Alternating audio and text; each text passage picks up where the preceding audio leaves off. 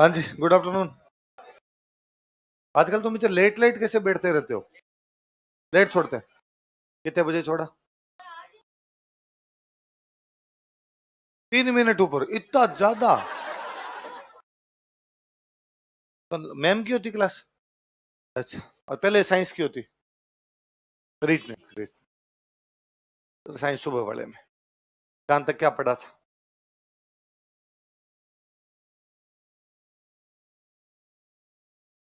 तो अब वाला मानना है तो पहले वाला क्यों मानना है तेरे को? लॉर्ड मतलब पढ़। चलो, सुनाओ, देखे पुराने सुनाओगे थोड़े? कहां से पढ़ना शुरू किए थे कल? चलो सारे सुना दो अपने तो ना। बताओ, देखे श्रावण शुक्ल तृतीया को क्या आता है? सॉरी थी सबसे अच्छी कहां मनाते हैं? किसके प्रेम का त्योहार है? गिफ्ट को क्या कहते हैं? कौन सी ओढ़नी ओढ़ते हैं? और किसके प्रेम का त्योहार है? पूर्णिमा को क्या आता है? कौन सी पूर्णिमा? किसकी पूजा? भाद्रपद की कृष्ण पक्ष की तृतीया क्या कहलाती है? बड़ी तीज और बूढ़ी तीज, सातुड़ी तीज और कजली तीज। सबसे अच्छी कहाँ होती है? छठ को क्या होता है? उप छठ और हल छठ को क्या कहते हैं? अष्टमी को कृष्ण जन्माष्टमी। नवमी को किसके राखी बांधते हैं?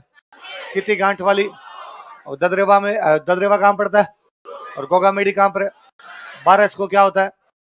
किसकी पूजा? किसका प्रयोग नहीं? अमावस्या को रानी सती का मेला। द्वितीया को मेला कहाँ पे होता है? कब से कब तक? और इस मेले को मारवाड़ का। और चतुर्थी को क्या होता है? गणेश चतुर्थी, शिव चतुर्थी, कलंक चतुर्थी और चतुरार्थ। त्रिनेत्र गणेश मेला, चुंगी तीर्थ मेला। पंचमी को किसकी पूजा? किसका रक्षाबंधन? भोजन थाली मेला। अष्टमी को राधाष्टमी का मेला। दसवीं को मेला कहाँ पे होता है? पर्वतसर में। कौन सा मेला होता है? पशु मेला। एकादशी को जल झूलनी एकादशी या किसकी मूर्तियों को स्नान करवाते हैं? चतुर्दशी को किसकी मूर्तियों का विसर्जन? पूर्णिमा से श्राद्ध कितने होते हैं? किसकी पूजा होती है? नाथ द्वारा में सांझी का मंदिर। सांझी के अंतिम दिन कौन सा व्रत? तंबूड़ा। बाद में नवरात्रे कौन से? अष्टमी को क्या बोलते हैं? दुर्गाष्टमी। या दसवीं को सबसे अच्छा किसकी पूजा और किसकी? कौन सा पक्षी? पूर्णिमा को शरद पूर्णिमा या मारवाड़ महोत्सव। कहाँ पे? जोधपुर। मीरा महोत्सव।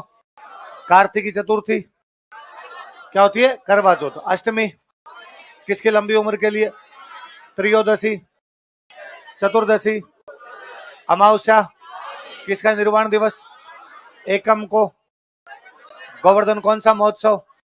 कहाँ पे? कौन सी जनजाति? द्वितीया को भैया दूज या अष्टमी को? नवमी को? एकादशी को देवउठनी एकादशी, प्रबोधनी एकादशी। कौन सा मेला? पूर्णिमा को अजमेर में कौन सा मेला?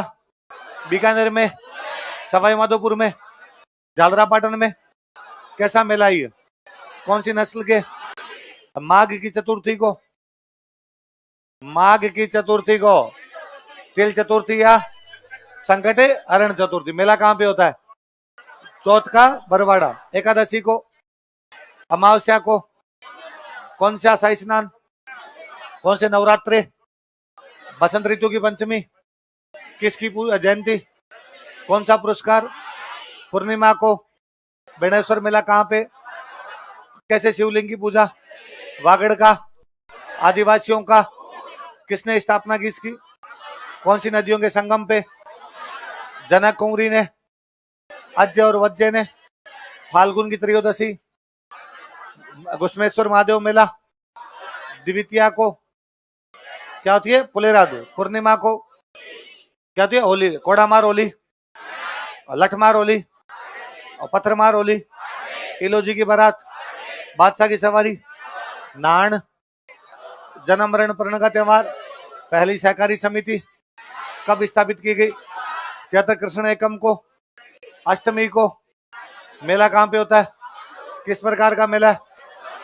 गधों का मेला या अच्छा, उसके बाद एकादशी को जौहर मेला कहाँ होता है? अच्छा, एकम को कौन से नवरात्रे?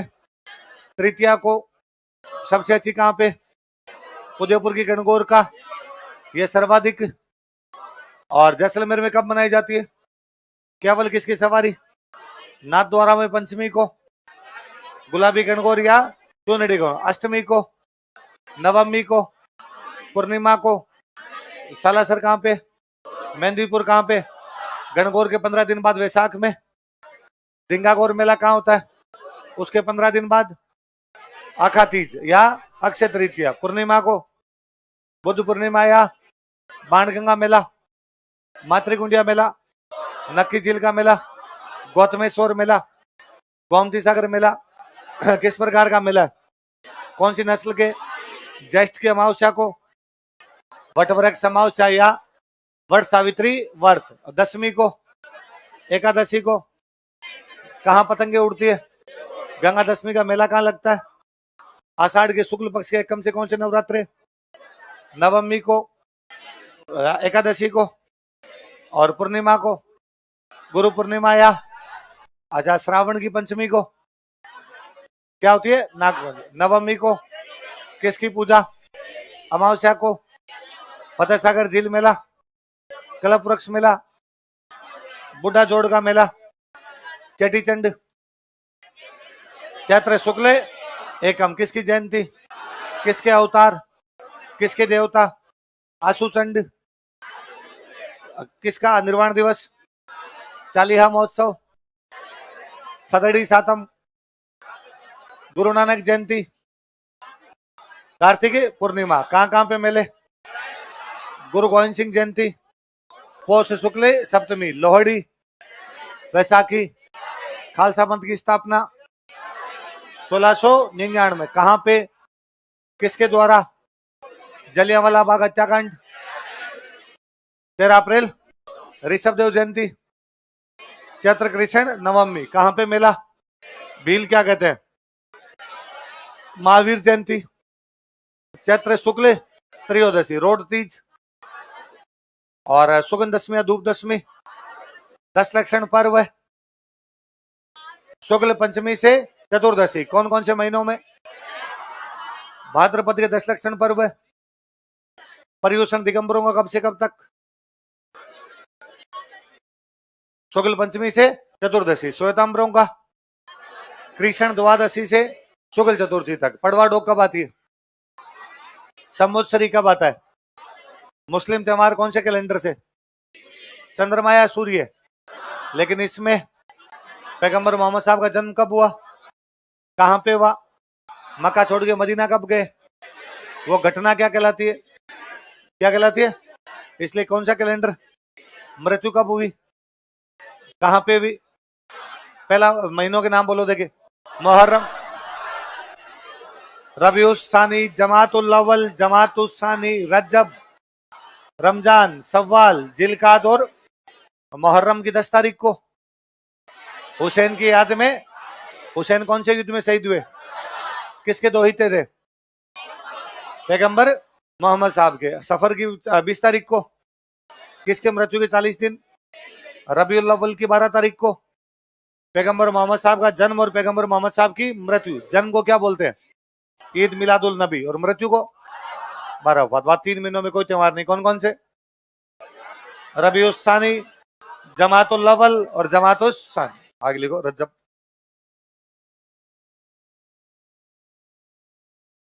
है लगभग लगभग इसी को आता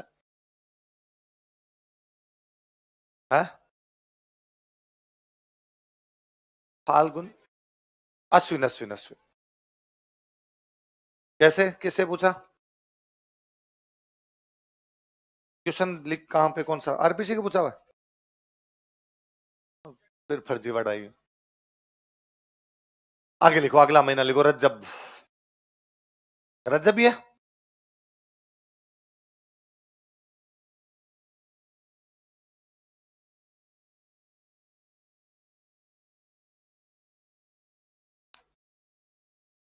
लिखो 27 तारीख।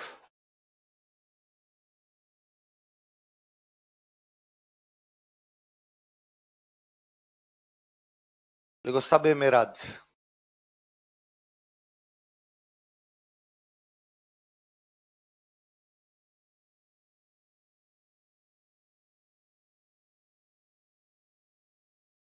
सब मेराज क्या नाम है? सब का मतलब होता है रात, नाइट। नाइट जो होती है उसको क्या बोलते हैं?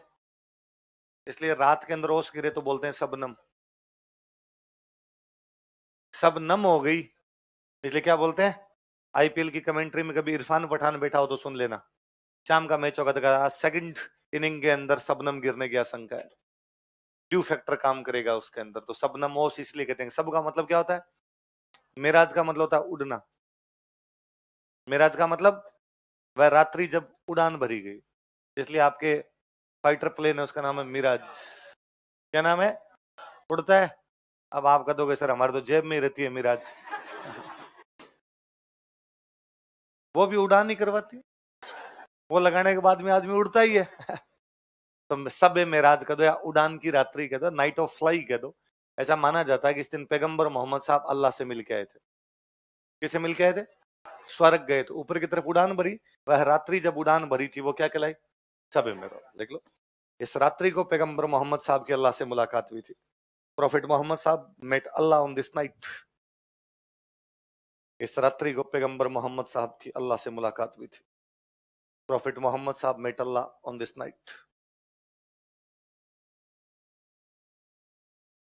इस रात्रि को पैगंबर मोहम्मद साहब की अल्लाह से मुलाकात हुई थी। प्रॉफिट मोहम्मद साहब met Allah on this night. अगला महीना लिख लो। कौन सा अगला? साबान।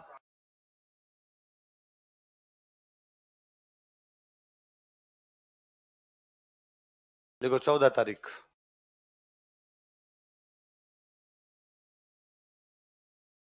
सब बरात।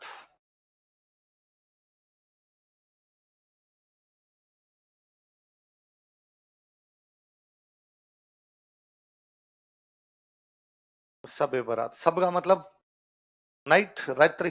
बरात मतलब यहाँ पे बरी कर देना, वह रात्रि जब आप बरी हो जाते हो, वह रात्रि जब आपके पाप माफ कर दिए जाते हैं। इस रात्रि को यदि आप मस्जिद में जाके नमाज पढ़ लो, अल्लाह ताला आपके सारे के सारे पाप वो क्या कर देगा? जैसे जैन कहते हैं सुगंध दशमी के दिन होते हैं, मुस्लिम कहते हैं किस दिन हो जाते हैं वो? सबे बरात। हिंदू कहते हैं कि हर साल नहीं जाया जाए, 12 साल में एक बार जाएंगे कुंभ के मेले में, एक डुबकी लगाई। देखो, इस रात्रि को मुस्लिम अपने बुरे कर्मों के लिए माफी मांगते हैं। Muslims apologise for their bad deeds on this night. इस रात्रि को मुस्लिम अपने बुरे कर्मों, कन्फेंस करना जी, बुरे कर्मों के लिए माफी मांगते हैं। Muslims apologise for their bad deeds on this night. इस रात्रि को मुस्लिम अपने बुरे कर्मों के लिए, पाप के लिए माफी मांगते हैं।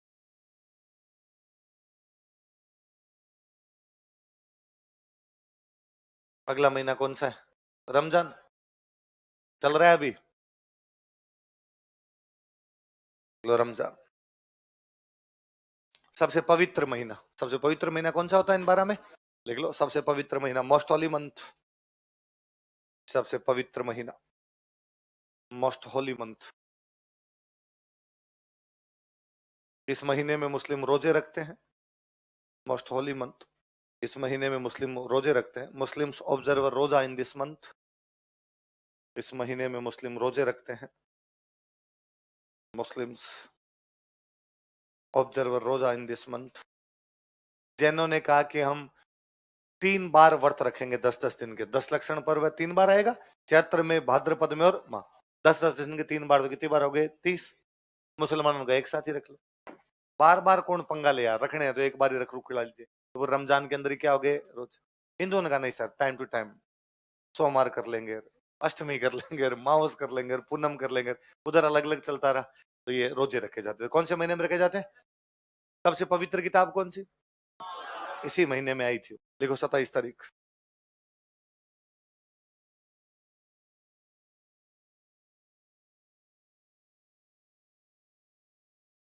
सब कद्र,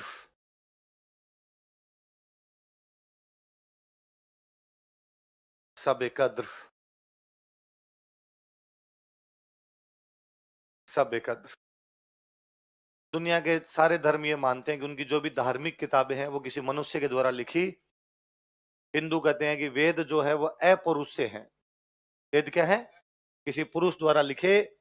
वो तो ऊपर से देवताओं ने डायरेक्ट आकाशवाणियां की, नीचे हमारे ऋषि मुनि बैठे थे, उन्होंने डायरेक्ट याद किया, फिर आगे उन्होंने आगे सुनाया, फिर आगे सुनाया, आगे सुनाया, सुन सुन के याद किए गए। इसलिए वेदों को बोलते हैं श्रुति। क्या बोलते हैं?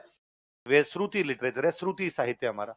वैसे वैसे मुसलमान कहते हैं कि अल्लाह ने उनके पास एक फरिश्ते थे जिनका नाम था जिब्राइल। क्या नाम था? जिब्राइल नाम के फरिश्ते को ये बातें बताई। जिब्राइल नाम के फरिश्ते की आकाशवाणी मोहम्मद साहब ने सुनी और दुनिया को बताई। तो वो रात्रि जिस दिन कुरान को सुना गया था, वो रात्रि कौन सी है? वो कब आती है? रमजान के 27 तारीख। रमजान पवित्र महीना है, उस पवित्र महीने में पवित्र किताब आ गई, देख लो। इस रात्रि को कुरान धरती पर भेजी गई थी।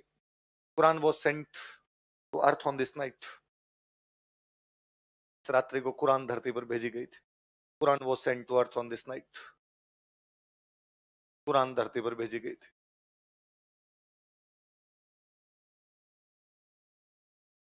तो 3 सब है, सबे मेराज, सबे बारात, सबे कद्र। कौन कौन सी बताओ दे? सबे मेराज, सबे बारात, सबे कद्र। 27, 14, 27 कौन कौन सी तारीख है? 27, 14 रजब की 27, साबान की 14, रमजान की 27। अगला महीना जो सवाल।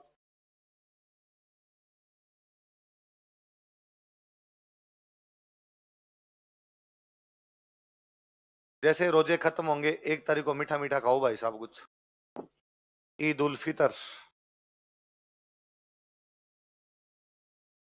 क्या आएगी? ईद उल फितर, मीठी ईद। सेवैयां बना बना खाते हैं।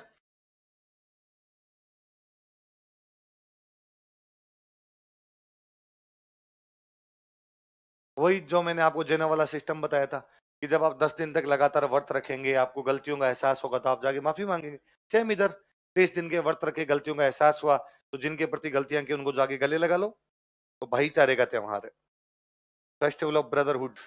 तो अभी 2 दिन बाद में जब ईद है, तो अखबार के अंदर देखना अगले दिन आएगा एक दूसरे से गले मिलते हुए वैसे फोटो खूब सारे आएंगे। तो वो यही है, वास्तव में गले उनके मिलना चाहिए जिनसे हमारी लड़ाई हो रखी है।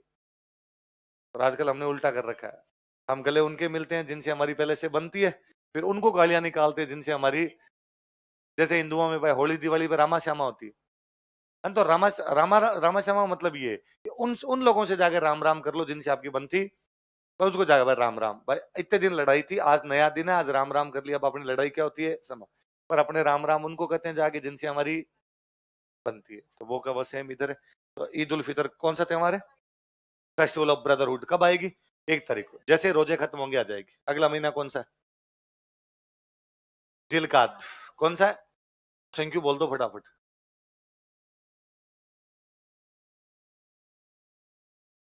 कोई त्योहार नहीं, नो फेस्टिवल।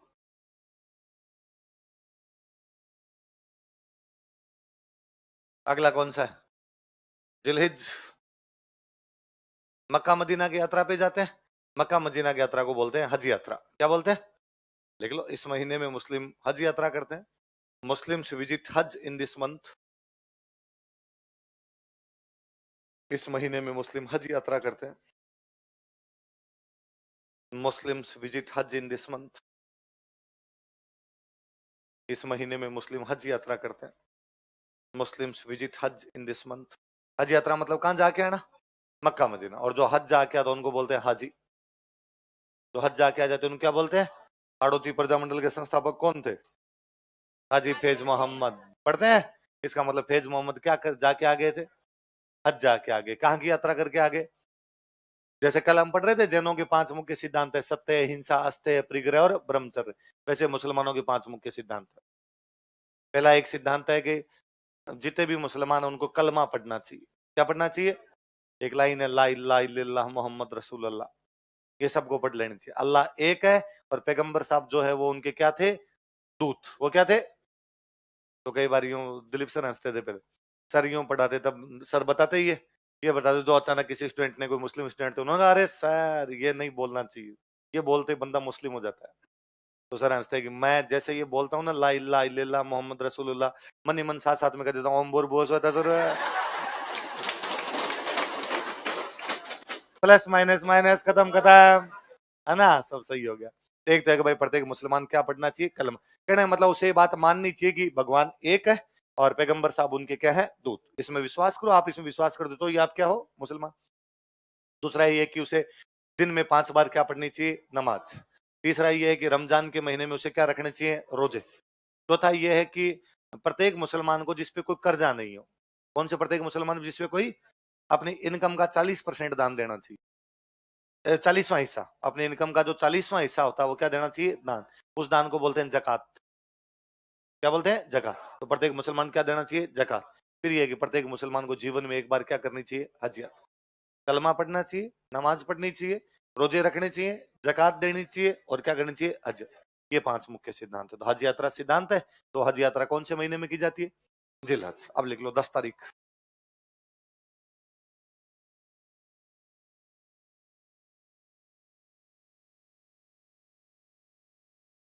लिखो ईद उल अजहा।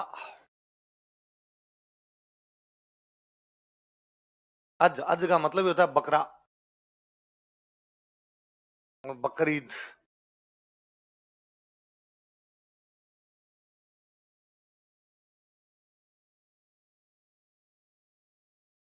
लिख लो नीचे, कुर्बानी का त्योहार।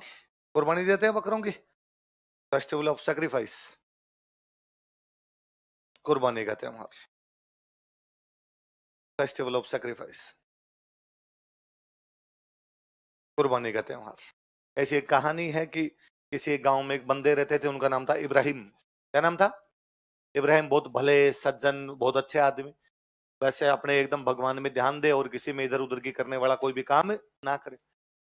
एक दिन इब्राहिम को रात को सपना आया, सपने में जैसे उसको अल्लाह कह रहे थे कि हे इब्राहिम, तेरी सबसे प्रिय वस्तु की कुर्बानी दे। किसकी कुर्बानी दे, प्रिय वस्तु की। इब्राहिम सुबह उठे, गांव वालों को बताया गया, रात मेरे को ऐसे लगा जैसे अल्लाह मुझे सपने में कह रहे हैं कि तुझे तेरी प्रिय वस्तु की क्या देनी चाहिए, कुर्बानी। तो गांव वालों ने पूछा कि बताओ भाई इब्राहिम, तुम्हारी प्रिय वस्तु क्या। उन्होंने कहा मेरा तो बेटा प्रिय है। बेटे का नाम था इस्माइल। क्या नाम था, कि मेरा तो सबसे प्रिय मेरा बेटा है। बेटे का नाम क्या था, ये सबसे प्रिय है। तो अब क्या करेंगे, तो कहा कोई बात नहीं, यदि अल्लाह ने कहा है कि प्रिय वस्तु कुर्बानी देनी, तो मैं किसकी कुर्बानी दूंगा, इस्माइल। अब इस्माइल को बिठाया गया, इब्राहिम के हाथ में तलवार दी गई, उड़ा दो, यदि तुम मानते हो ये बात तो। पर एक पिता से अपने पुत्र की गर्दन तो कैसे उड़ाई जाए। तो उनका यार, मैं जब इसकी तरफ जाता हूँ काटने के लिए तो इस्माइल इस्माइल करने लग जाता है, और ये चेहरा मेरे से यार देखा नहीं जाता ऐसे। एक काम करो, इसके ऊपर सफेद कपड़ा डाल दो, सफेद कपड़ा होगा तो मेरे को दिखेगा नहीं, नहीं दिखेगा तो फिर मैं चला दूंगा तलवार। सफेद कपड़ा डाला, इस बार तलवार चलाई, गर्दन उड़ा दी। लेकिन जैसे कपड़ा वहां से उठाया गया तब देखा गया था वहां पर इस्माइल नहीं कटा हुआ है, वहां पर कटा हुआ था मिंडा। क्या कटा हुआ था, भेड़ का पति। भेड़ के पति को क्या बोलते हैं, मिंडो, घेटो, ये भेड़ के पति के नाम होते हैं। क्या बोलते हैं, मिंडा। मिंडा जानते हो, सुना हुआ है। फिर ठीक है, मिंडा घेटा। तो वहां पे वो मिंडा या घेटा कटा हुआ था। तो बाद में इस दिन से सिंबॉलिक रूप में या तो बकरा काटा जाए या मिंडा काटा जाए, ऐसा वो रिवाज बन गया। और ऊपर से अल्लाह की आकाशवाणी हुई कि हे इब्राहिम, मैं वास्तव में कोई तेरे बेटे को मारना नहीं चाहता था, मैं तो ये देख रहा था कि तू तेरी सबसे प्रिय वस्तु की कुर्बानी दे सकता है या नहीं दे सकता।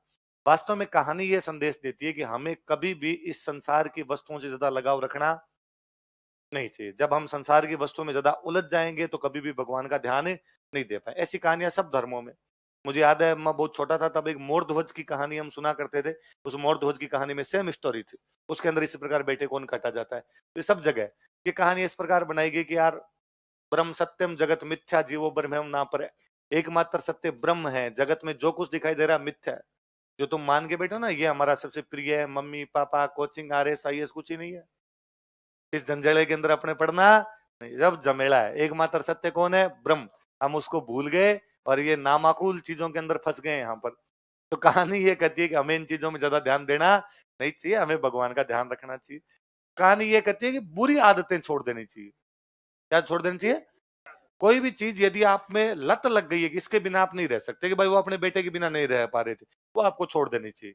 तो वास्तव में तो त्योहार ये कहता है कि यदि आपको कोई बुरी आदत हो, जैसे यदि कोई आदमी झूठ ज्यादा बोलता है तो त्योहार के दिन कसम खाए कि आज के दिन में आज के बाद में झूठ, चोरी चकारी करता है मैं चोरी नहीं करूंगा, नशा ज्यादा करता है मैं नशा नहीं करूंगा, घर वालों से पड़ोसियों से दोस्तों से लड़ता है मैं घर वालों से पड़ोसियों से दोस्तों से लड़ूंगा नहीं। अपनी बुरी आदतों की कुर्बानी दे। बुरी आदतों क्या दे, लेकिन हमने ये तो कर दिया बंद। अब हम लाते हैं बकरा मार्केट से, और हम कहते लो साहब इसकी कुर्बानी दे दी जाए, तो बकरों की बाद में क्या दे दी जाती है? कुर्बानी। तो बकरीद के आसपास अखबार में कभी पढ़ना, अखबार में आएगा शाहरुख बिका 5 लाख का, बकरे का नाम रखते हैं मार्केट में, आमिर को नहीं मिला कोई खरीदार। तो ये बकरीद। तो ये जो मैंने आपको बताया कि भाई वास्तव में कुर्बानी इनको देनी चाहिए। ये कई साल पहले अपने जयपुर के जो एक्टर जो कोरोना में एक्सपायर हो गए, इरफान खान ने बयान दे दिया था कि यार इस कुर्बानी के त्योहार का मतलब ये है। अब हर धर्म में कट्टरपंथी तत्व होते हैं, तो ये क्या तरीका है, तुम्हें माफी मांगनी पड़ेगी, तुम कैसे कह सकते हो। और वो आदमी जोरदार था, और दूसरे दिन टीवी पे वापस आया, उसने कहा मैंने कल जो कहा था वो वापस दोहरा रहा हूँ, यही सही है। जो जो कल मैंने कहा था। और वास्तव में एक्टिंग यदि देखनी हो किसी को, तो फिर मूवी देखी जाए पान सिंह तोमर, है ना। हमने नहीं देखा पान सिंह तोमर कैसा था, पर इरफान खान को जब देखते हैं तब लगता है कि पान सिंह तोमर ऐसा ही रहा होगा, वरना क्या शक्ल थी, कैसे बोलता होगा, हमें इसके बारे में कोई भी जानकारी नहीं। पर वो भाषा ग्वालियर के आसपास की, वो जो मुरैना की भाषा, वो भाषा पूरी पकड़ी हुई। बाकी भी किसी भी मूवी में उन्होंने काम किया उसके अंदर वही बंदा दिखता है। मनोज वाजपेयी, के इरफान खान, 3 कैरेक्टर में घुसते हैं, बाकी के अंदर कैरेक्टर घुसता है। शाहरुख खान को, अक्षय कुमार को आप किसी मूवी में देखेंगे तो अक्षय कुमार दिखेगा, कैरेक्टर नहीं दिखेगा। अक्षय कुमार सब जगह एक जैसा ही काम करता है। उसे आप पंजाबी बनाओगे तो भी वैसी एक्टिंग है, बिहारी बना दोगे तो भी वैसी एक्टिंग है, कपड़े बेचने वाला है तो भी वैसी एक्टिंग है, कोई बड़ा बिजनेसमैन बन गया तो भी वैसी एक्टिंग है। मनोज वाजपेयी का आप देखो अलीगढ़, तो मुझे देखो अलीगढ़, वो लगता है एकदम वैसा है कि हाँ यार ऐसा। Gangs of Wasseypur, cult cult cinema है, और उसमें वो बंगालन के साथ में जब कपड़े धो रहा है, और उसके चेहरे के एक्सप्रेशन देखे जाए कि आप के का देखा के। हाँ, नहीं वो नहीं, उसकी देखो आप सॉरी है में उसका 15 मिनट का कैमियो है, केवल 15 मिनट खा गया पूरी मूवी।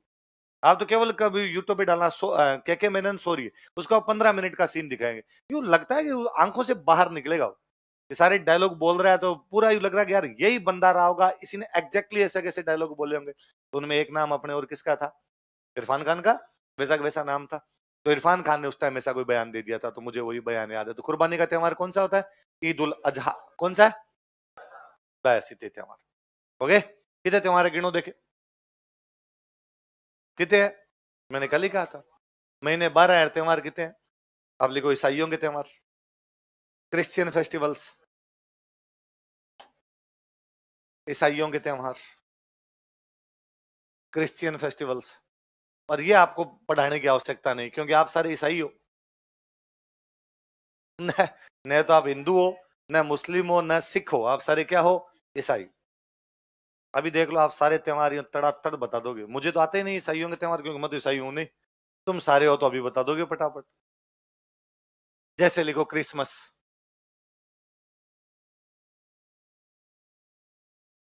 कब आता है? आपको भी नहीं पता? आप ईसाई नहीं हो? चलो ठीक है, लिखो 25 दिसंबर। अब यूं याद हो गए, धीरे धीरे धीरे धीरे देख लिया, इसने लिखा था इधर देख के बोल। हाँ हाँ वैसे। चलो क्रिसमस कब आता है? ये ईसा मसीह का जन्म हुआ था भाई। किस दिन क्या हुआ था? लिखो, किस दिन ईसा मसीह का जन्म हुआ था? Jesus born on this day. इस दिन ईसा मसीह का जन्म हुआ था, Jesus born on this day. इस दिन ईसा मसीह का जन्म हुआ था। जीसस जब 4 साल के हुए, तब उन्होंने कहा कि मैं भगवान का दूत हूं। मैं भगवान का क्या हूं? ये भी भगवान बुद्ध के लिए कहा जाता है कि उनको 35 साल की उम्र में ज्ञान की प्राप्ति हुई। कब ज्ञान की प्राप्ति हुई? भगवान महावीर के लिए कहा जाता है कि उनको 42 साल की उम्र में ज्ञान की प्राप्ति हुई। पैगंबर मोहम्मद साहब के बारे में कि 40 साल की उम्र में उनको ज्ञान की प्राप्ति हुई। ईसाई कहते हैं हमारे वाले इंटेलिजेंट थे, 4 साल। 4 साल में उन्होंने कह दिया अपन इस भगवान है। नहीं नहीं, मैं भगवान का दूत हूं। भगवान नहीं है, भगवान क्या है? दूत। तो जब उन्होंने कहा कि मैं भगवान का दूत हूं, तो लोगों ने इस बात को मान लिया। जिन्होंने मान लिया वो क्या कहलाए? ईसाई। मतलब ईसाई धर्म की शुरुआत कब होती है? जब वो कितने साल के हो गए थे? 4। तो जब से ईसाई धर्म की शुरुआत हुई, उन्होंने उस दिन को मान लिया एक एक एक। क्या मान लिया? वो उनका नया साल है, देख लो, नव वर्ष।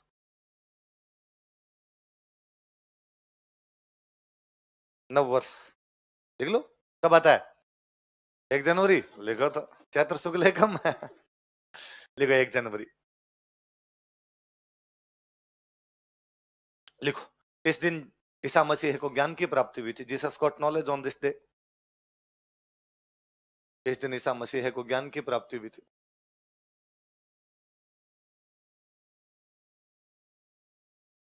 इस घटना को प्रबोधन कहा जाता है। This incident is called as enlightenment. इस घटना को प्रबोधन कहा जाता है। This incident is called as enlightenment. इस घटना को प्रबोधन कहा जाता है। This incident is called as enlightenment. इस घटना को प्रबोधन कहा जाता है। This incident is called as enlightenment. क्या कहा जाता है इस घटना को? प्रबोधन। प्रबोध मतलब जागना। प्रबोधिनी एकादशी पढ़ते हैं, भगवान जागे। भगवान जागे मतलब इसका मतलब उन्होंने बता दिया कि भाई मैं क्या हूं, भगवान का दूत। यही जागना अपने आप के अंदर। तो इस घटना को क्या बोलते हैं? प्रबोध। इस दिन को उन्होंने क्या मान लिया? अपना पहला। यहां से उनका कैलेंडर शुरू हुआ। वास्तव में अब जो ये कैलेंडर बना हुआ है, आज जो अपने चलाते हैं, ये तो एग्जैक्टली इस फॉर्म में आया था 1583 में। इनके एक पोप हुए थे, उन पोप का नाम था ग्रेगरी 13। क्या नाम था? ग्रेगरी 13 नाम करके एक पोप हुए थे। उन्होंने कैलेंडर बनाया था। अब जो है, पहले थोड़ा बहुत चेंज था इसमें। एग्जैक्टली अब जनवरी फरवरी वाला जो कैलेंडर है, किसके टाइम में बना हुआ है? Pope Gregory 13। कब? लिख लो, थोड़ा सा लिख लो। 1583 ईस्वी में, इन 1583 एडी।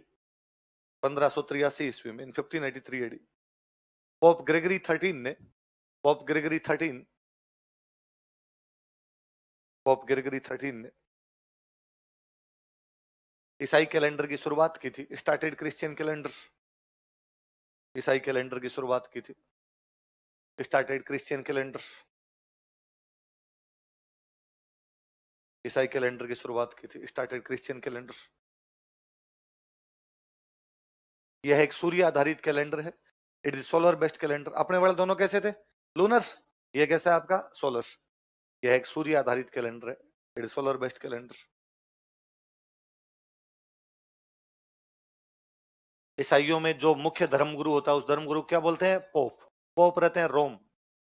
पोप कहां पे रहते हैं? रोम। अब तो रोम में कॉलोनी, उसका नाम है वेटिकन सिटी। रोम में कॉलोनी, उसका नाम क्या है?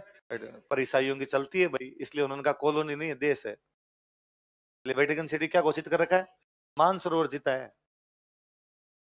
एक कॉलोनी है रोम की, पर उन्होंने कहा ना ना ना ना, कॉलोनी वैसा देश। इधर आओगे तो क्या लेना पड़ेगा आपको? वीजा लेना पड़ेगा। तो पोप हुए ग्रेगरी 13, उन्होंने बनाया। तो ये जो जीते जनवरी फरवरी नाम है ना, ये या तो रोम के संत है, कोई ईसाइयों के संत है, या रोम के राजा है। जैसे रोम में एक राजा हुए थे, जूलियस सीजर। कौन हुए थे? इसलिए महीने का नाम है जुलाई। महीने का नाम क्या है? जैसे रोम के एक राजा थे, उनका नाम था अगस्त। क्या नाम था? इसलिए महीने का नाम है अगस्त। अपने हिंदी वालों से बोला नहीं गया, इसलिए अपने कहते हैं अगस्त। बाकी वो अगस्त नहीं है वास्तव में। तो क्या उनका? तो या तो उनके संत है कोई ना कोई, या उनके क्या है? राजा। अगला लिखो इसके बाद गुड फ्राइडे। अगले 3 मैं एक साथ लिखता हूं, एक बार आप लिख लो, फिर अपने पढ़ लेंगे। या देखो एक बार इधर।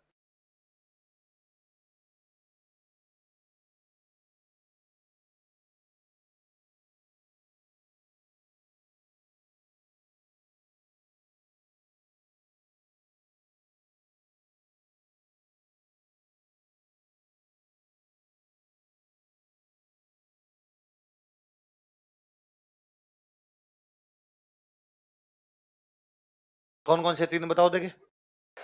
गुड फ्राइडे, ईस्टर और असेंशन डे। दोबारा बोलो, देखो कौन कौन से?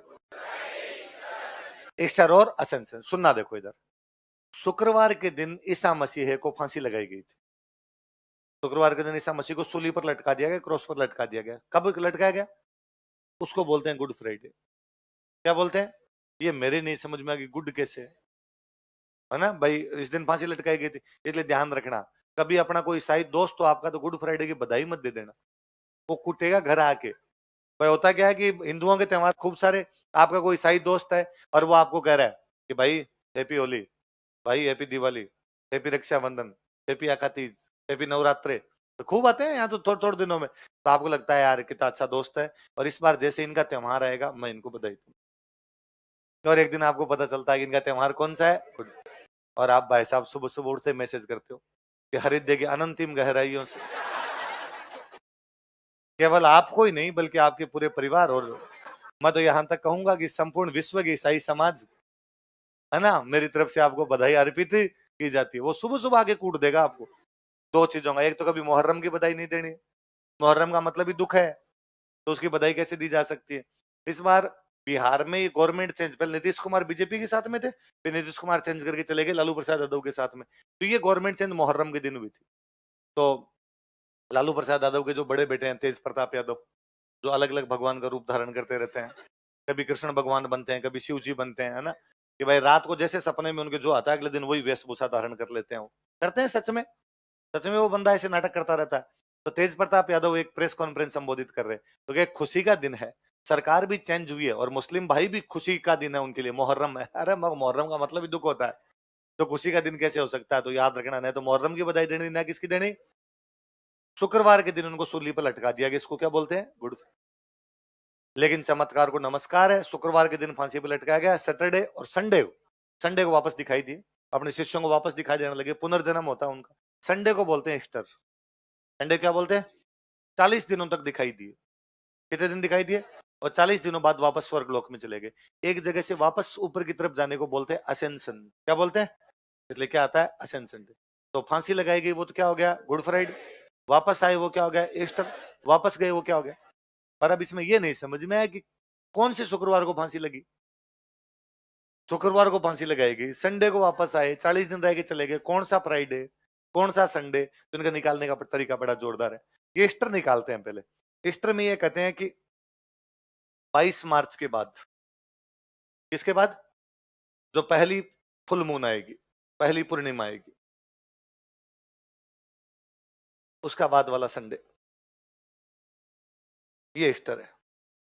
22 मार्च के बाद में जो पहली पूर्णिमा आएगी उसका जो संडे होगा, उस संडे को क्या बोलेंगे, आपके गुड फ्राइडे कब आता है, ईस्टर से 2 दिन पहले। अब असेंशन डे कब आएगा, कि ईस्टर के 40 दिन बाद। ईस्टर कब आएगा, कि 22 मार्च के बाद जो पहली पूर्णिमा थी उसके बाद वाला संडे। अच्छा 22 मार्च वाला क्या लॉजिक है, आप वो ज्योग्राफी चल रही होगी ना, ज्योग्राफी चल रही है, तो पढ़े 21 मार्च, 22 दिसंबर, इक्विनॉक्स, इक्विनॉक्स पढ़े, तो इनको इक्विनॉक्स पता था कि 21 मार्च को इक्विनॉक्स है, तो उन्होंने अगले दिन से गिना। इसके बाद में जो पहला फुल मून आया था उसका अगला जो संडे था उसको ईसा मसीह वापस आए थे, तो इनको आज भी वैसे याद किया हुआ है। अभी भी वैसे निकालते हैं कि 22 मार्च के बाद मान लो पहली पूर्णिमा आ रही है 26 मार्च को, उसके बाद अगला संडे आ रहा है 29 मार्च को, तो ईस्टर कब बनाया जाएगा, 29 मार्च। अब गुड फ्राइडे कब आएगा, 2 दिन पहले, तो 27 मार्च, ये जिसके 40 दिन पहले पड़ गई बात। देखो गुड फ्राइडे,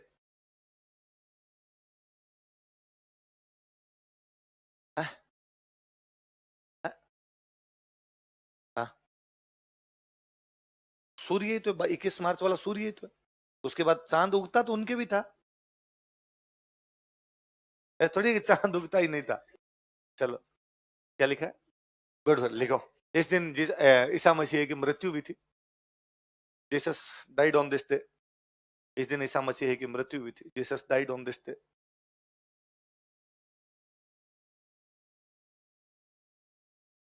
यह ईस्टर से ठीक पहला शुक्रवार होता है, it comes on Friday right before Easter. यह ईस्टर से ठीक पहला शुक्रवार होता है, it comes on Friday right before Easter.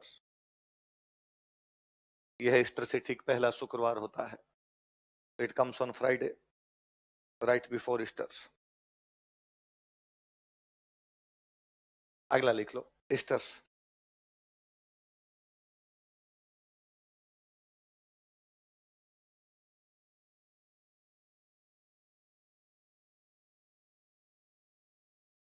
इस दिन ईसा मसीह का पुनर्जन्म हुआ था, Jesus got rebirth on this day. इस दिन ईसा मसीह का पुनर्जन्म हुआ था, Jesus got rebirth on this day. यह रविवार के दिन आता है, इट कम्स ऑन संडे। यह रविवार के दिन आता है, it comes on Sunday. Sunday कौन सा, तो लिख लो, ऐसे लिख लो क्या पूरा लिखवाऊं, 22 मार्च के बाद जो पहली पूर्णिमा, समझ जाओगे ना, 22 मार्च के बाद फर्स्ट फुल मून, उसका अगला जो संडे वो ईस्टर है। संडे को अष्टक में लिख देना ईस्टर, तक याद रह जाएगा।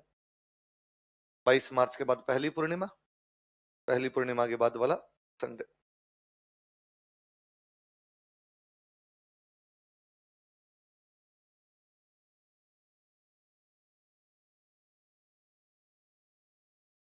अगला लिख लो, ascension day.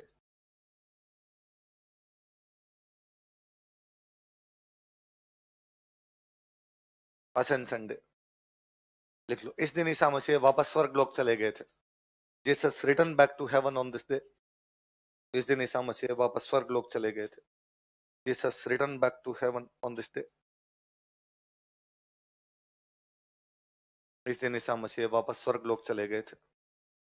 Jesus return back to heaven on this day. यह ईस्टर के 40 दिन बाद आता है। It comes on 40 days after Easter. It comes after 40 days of Easter. यह ईस्टर के 40 दिन बाद आता है। It comes after 40 days of Easter. यह ईस्टर के 40 दिन बाद आता है। सिंपल सा है। ईसा मसीह का जन्म हुआ क्रिसमस, ईसा मसीह को ज्ञान की प्राप्ति हुई नया साल, ईसा मसीह की मृत्यु हुई गुड फ्राइडे, ईसा मसीह वापस आए ईस्टर, ईसा मसीह वापस गए। एक भगवान के जीवन से संबंधित कितनी बातें हो सकती है? 5। पैदा हुए, ज्ञान प्राप्ति हुई, मृत्यु हुई, वापस आए, वापस गए। एक ही भगवान है। त्योहार कितने हैं? मुसलमानों में कितने निकले? 8। उधर दिक्कत है भाई साहब, है ना? पूनम और मावसर कर करके मर जाएंगे। चलो ये आपके त्योहार हो गए। नया टॉपिक लिखो, राजस्थान के संत एवं संप्रदाय।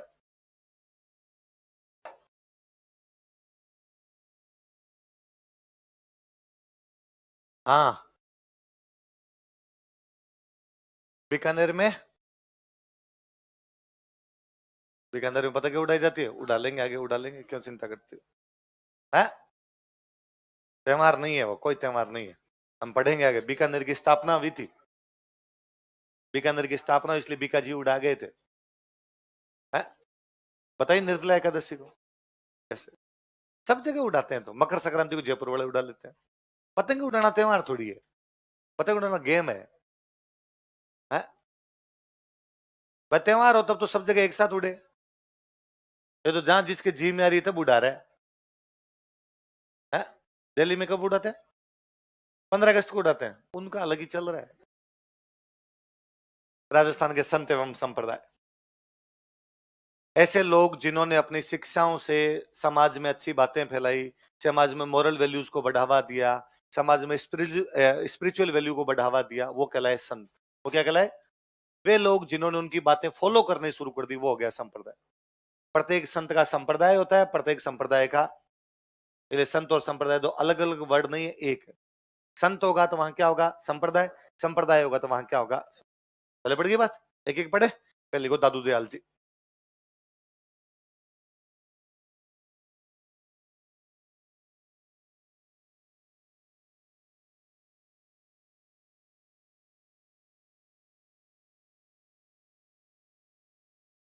दादू दयाल जी।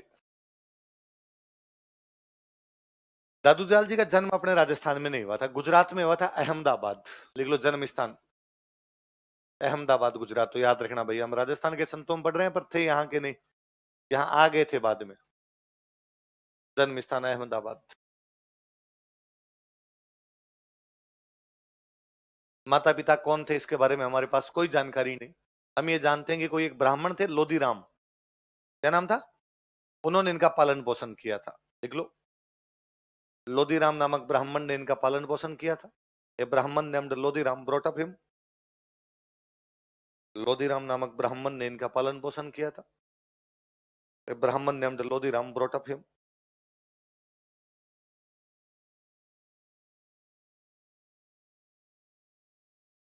लोदीराम नामक ब्राह्मण ने इनका पालन पोषण किया था। इनके जो गुरुजी थे, जहां इन्होंने कोचिंग ली थी, उनका नाम था ब्रह्मानंद। क्या नाम था?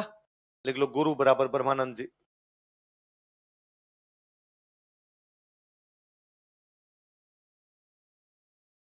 गुरु ब्रह्मानंद जी। गुरु कौन थे इनके? ब्रह्मानंद जी। बाद में अपने यहाँ राजस्थान आ गए थे। राजस्थान अपने सबसे पहले आए थे यहाँ सांभर, जयपुर में जगह पड़ती है, तो पहले यहाँ सांभर रहते थे। सांभर से बाद में चले गए थे आमेर। कहां चले गए? आमेर चले गए, आमेर रहे लंबे टाइम तक। फिर अपना अंतिम समय जो बिताया था वो बिताया नरेना। कहां बिताया? जयपुर में। ये सारी जगह सबसे पहले कहां रहते थे, बाद में कहां चले गए, अंतिम समय कहां बिताया? देखो, प्रारंभ में सांबर रहते थे, initially he lived at Sambhar. प्रारंभ में सांबर रहते थे, initially he lived at sambar.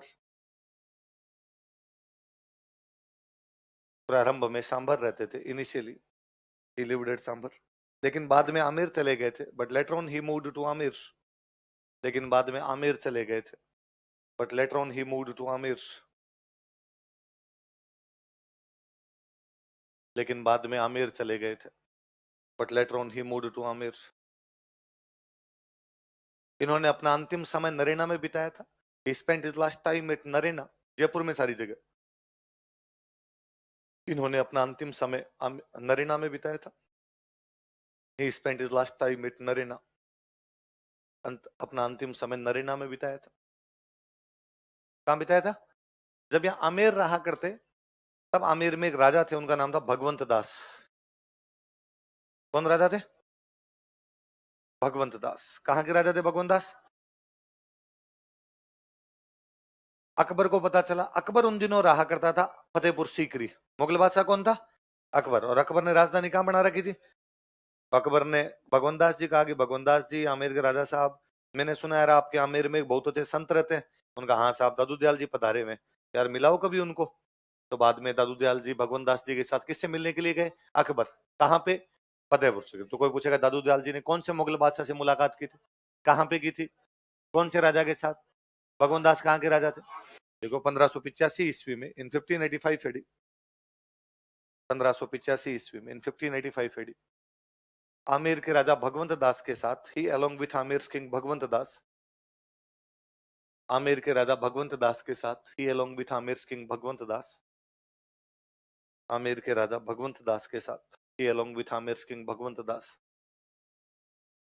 Amer के राजा भगवंत दास के साथ फतेहपुर सीकरी में अकबर से मुलाकात की थी। Met Akbar at Fatehpur Sikri. UP में जगह है फतेहपुर सीकरी। फतेहपुर सीकरी में अकबर से मुलाकात की थी। Met Akbar at Fatehpur Sikri. फतेहपुर सीकरी में अकबर से मुलाकात की थी।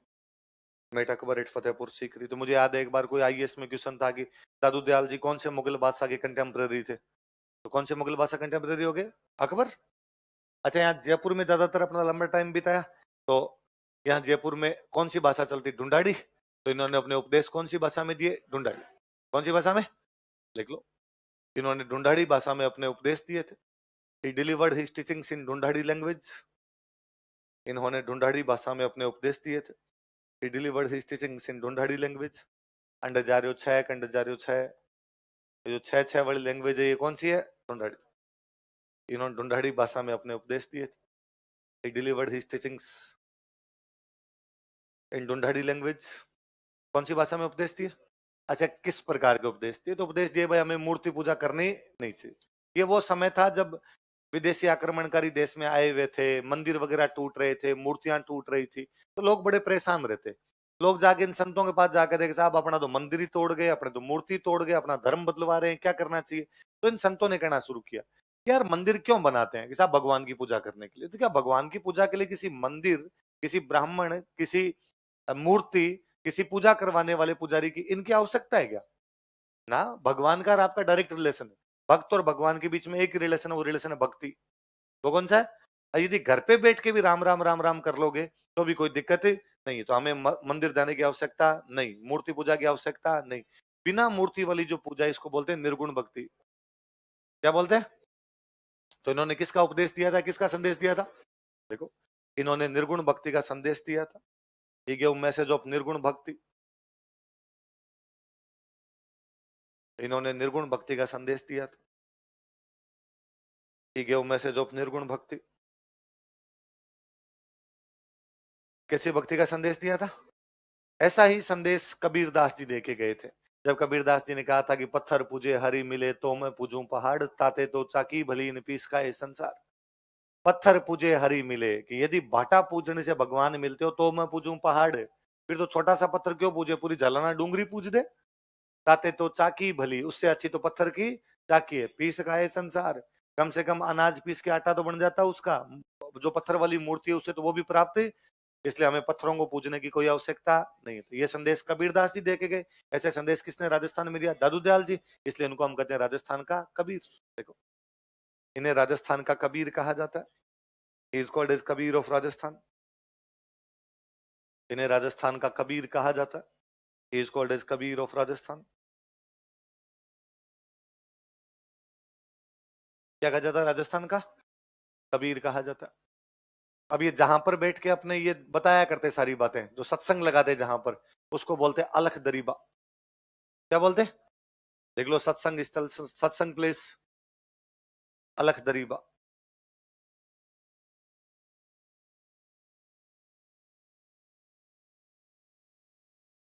सत्संग प्लेस, सत्संग स्थल, अलख दरीबा. कौन सा सत्संग स्थल क्या है इनका? सत्संग प्लेस. जहां पर बैठ के लोगों को बात बताते, जहां पर भी बैठ के सत्संग लगाते, उस जगह क्या बोला जाता? अलग दर. फिर इन्होंने लोगों को और कहा, इनका कि भाई किसी भी प्रकार की ऊंच नीच समाज के अंदर होनी नहीं चाहिए. सब लोगों के साथ बराबरी का बर्ताव होना चाहिए, निष्पक्षता का बर्ताव होना चाहिए. इसलिए इनके आंदोलन को बोलते हैं नीपक आंदोलन. क्या बोलते हैं? निष्पक्ष से बन गया नीपक. लिख लो, इन्होंने नीपक आंदोलन चलाया था. He started Nipak movement. निष्पक्ष, कोई किसी के साथ कोई भेदभाव नहीं. इन्होंने नीपक आंदोलन चलाया था. He started Nipak movement.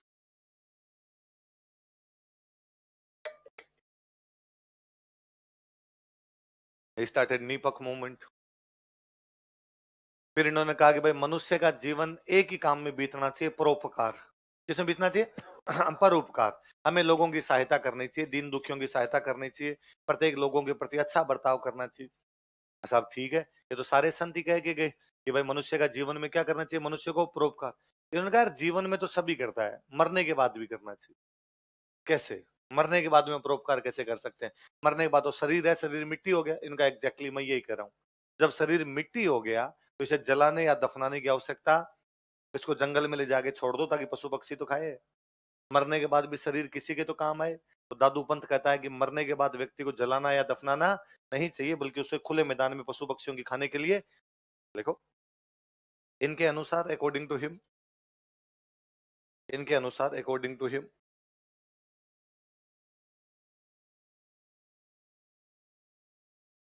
शव को जलाना या दफनाना नहीं चाहिए. Dead body should not be burnt और ब्रीड. शव को जलाना या दफनाना नहीं चाहिए.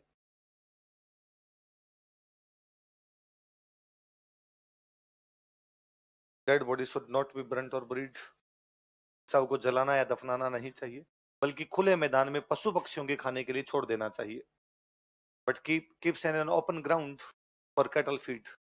बल्कि खुले मैदान में पशु पक्षियों के खाने के लिए छोड़ देना चाहिए. But keeps an open ground for cattle feed.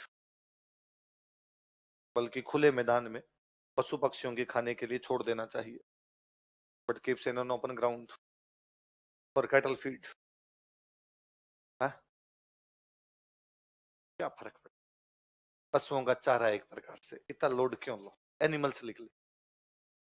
अब वहां पे मैं कल को कह दोगे कि सर उसको तो बकरी आके खा के गई थी, शेर तो खा के नहीं गया था.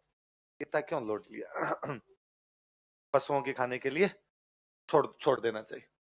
तो खुद दादू जी जब मरे तो दादू जी की लाश यहाँ जयपुर के अंदर एक जगह पड़ती है, भैराणा की पहाड़ी. कौन सी पहाड़ी है? देखो, दादू जी का शव भैराणा की पहाड़ी में रखा गया था. Dead body of Dadu ji was kept in Bhairana hill. Dadu ji का शव भैराणा की पहाड़ी में रखा गया था. Dead body of Dadu ji was kept in Bhairana hill.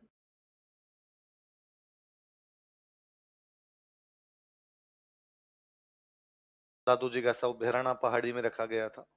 Dead body of Dadu ji was kept in Bhairana hill. उस जगह को बाद में लोगों ने कहना शुरू कर दिया दादू खोड़. क्या बोलते हैं? खोड़ का मतलब था शरीर. जहां दादू जी का शरीर रखा वो जगह कौन सी होगी? दादू. या उसको बोलते हैं दादू पालका. देख लो, इस स्थान को दादू खोड़ या दादू पालका कहा जाता है. This place is called as Dadu Khod और दादू पालका. इस स्थान को दादू खोड़ या दादू पालका कहा जाता है.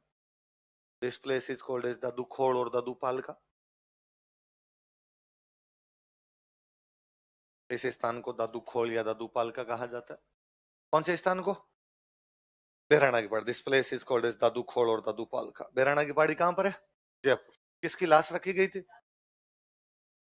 दादू दयाल जी की कोचिंग में 52 एडमिशन थे. तो दादू जी के मुख्य शिष्य कितने थे? इनको बोलते 52 पिलर, 52 स्तंभ। लिख लो। दादू दयाल जी के 52 मुख्य शिष्य थे। There were 52 prominent disciples of Dadu ji. Dadu Dayal ji के 52 मुख्य शिष्य थे। There were 52 prominent disciples of Dadu ji. Dadu ji के 52 मुख्य शिष्य थे। There were 52 prominent disciples of Dadu ji, जिन्हें 52 स्तंभ कहा जाता है। They are called as 52 pillars. जिन्हें 52 स्तंभ कहा जाता है। They are called as 52 pillars. क्या कहा जाता है? 52 स्तंभ। फिर जो जो इनको मानने वाले थे, संप्रदाय बन गया। दादू संप्रदाय का दो या पंथ का दो एक ही बात है। ये दादू पंथ दादू जी के मरने के बाद 5 भागों में बंट गया। कितने भागों में बंट गया? तो दादू पंथ की ब्रांच कितनी होगी? 5। देखो दादू पंथ की शाखाएं, ब्रांचेज ऑफ दादू सेक्ट। दादू पंथ की शाखाएं,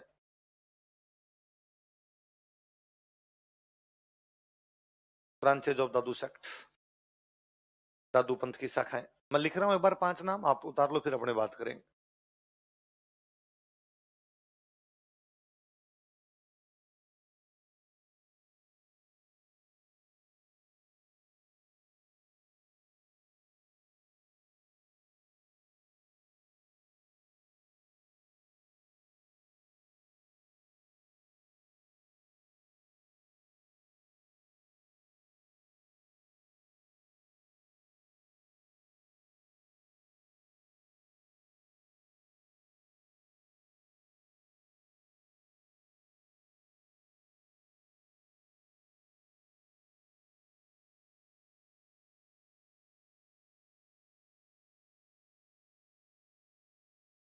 क्या क्या नाम बताओ देखे? खालसा, विरक्त, उत्तरादे, खाकी और नागा। क्या क्या नाम है? खालसा, विरक्त, उत्तरादे। दादू पंथ की कितनी शाखाएं हैं? 5। क्या क्या नाम है? खालसा, विरक्त, उत्तरादे। दादू जी लास्ट टाइम में कहाँ रहे थे? नरेना। कहाँ रहे थे? तो इन दादू पंथ वालों का मुख्य जो केंद्र है, वो केंद्र कौन सा है? लिख लो यहाँ पे एक बार, एक बात और लिख लो, फिर मैं बताता हूँ। देखो मुख्य केंद्र,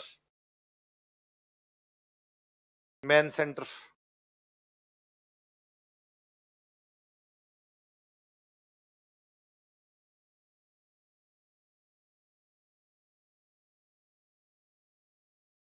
मुख्य केंद्र कौन सा है?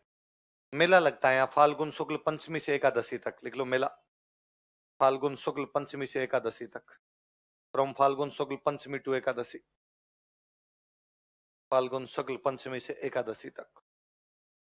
From Phalgun Shukla Panchami to Ekadashi. कब से कब तक लगता है? फाल्गुन शुक्ल पंचमी से एकादशी तक। कौन सा मेला लगता है? दादू दयाल जी। कहाँ पे?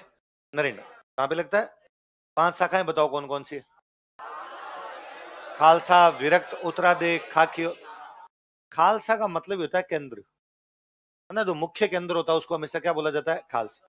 वे लोग जो नरेना आके धोख लगाते हैं, वो जो शाखा चली, वो शाखा कौन सी होगी? जो नरेना को अपना मुख्य केंद्र मानते हैं, नरेना आते हैं, वो शाखा कौन सी होगी? खालसा। एक कौन सी है? विरक्त। जिन्होंने घर बार छोड़ दिए, जो घर बार में रह यहाँ आके धोख लगा के चले जाए, वो तो कौन से हो गए? खालसा। कईयों ने घर बार ही छोड़ दिया, उनका नहीं हम तो साधु ही बनेंगे, भटकते इधर उधर घूमते, वो कौन हो गए? विरक्त। अगला कौन सा है? दादू जी के मरने के बाद में एक चले हुए थे यहाँ पे, बनवारी दास जी। कौन हुए थे? वो चले गए थे हरियाणा। कहां चले गए? हरियाणा अपने से कौन सी दिशा में पड़ता है? उत्तर। जो उत्तर की तरफ चले गए वो क्या हो गए? उत्तर। जो नरेना वाले केंद्र को मानते हैं वो तो खालसा, घर बार छोड़ गए, विरक्त। जो हरियाणा की तरफ चले गए, उत्तर। जिन्होंने खाकी कपड़े धारण शुरू कर दिए, वो क्या हो गए? खाकी। राख लगाते शरीर पे, भस्म लगाते, खाकी कपड़े पहनते, वो क्या हो गए? खाकी। जो जिंदाबाद हो गए। 5 शाखाएं कौन कौन सी है? खालसा, विरक्त। जो कपड़े नहीं पहनते वो नागा, खाकी पहन लगे वो खाकी, हरियाणा चले गए उत्तरादे, घर बार छोड़ गए विरक्त, नरेना वाले को माने खालसा। बात समझे? तो मुझे याद है एक बार किसी ऑब्जेक्टिव एग्जाम में क्वेश्चन था, दादू पंथ की शाखाएं कितनी है? 5। 2012 के मेंस में क्वेश्चन था, दादू पंथ की शाखाओं के नाम बताइए। आपको लिखने पड़ेंगे। खालसा, विरक्त, उत्तरादे, खाकी। तो दादू दयाल जी का जन्म कहां पर हुआ?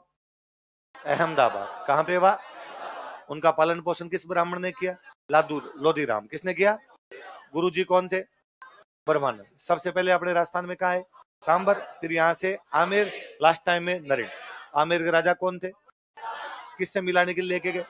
कहाँ पे? कौन सी भाषा में उपदेश दिए? कौन सी भक्ति के दिए? कौन सी भक्ति के? निर्गुण भक्त। कौन सा आंदोलन चलाया? नेपाल। रहने की जगह क्या कहलाती? जहां सत्संग लगाते, अलख दरीबा। क्या कहलाती? लाश कहाँ पे रखी गई इनकी? बेराना की पहाड़ी। उस जगह क्या बोलते हैं? दादू खोलिया दादू पालका। मुख्य के अंदर कौन सा इनका? नरीना में मेला कब से कब तक लगता है? फाल्गुन शुक्ल पंचमी से। शिष्य कितने थे? वो क्या कहलाते हैं? शाखाएं कितनी थी? कौन कौन सी? खालसा, विरक्त, उत्तरादे, खाकी। याद रह जाएंगे। अब इनके शिष्यों के बारे में थोड़ी थोड़ी बातें पढ़ते हैं। लिखो प्रमुख शिष्य, प्रोमिनेंट डिसाइपल्स। प्रमुख शिष्य,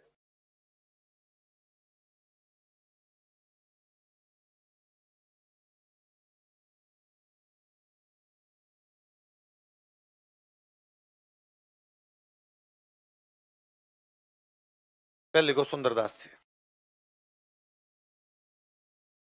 क्या नाम है? सुंदरदास। वास्तविक नाम लिखो भीमराज। Actual name Bhimraj.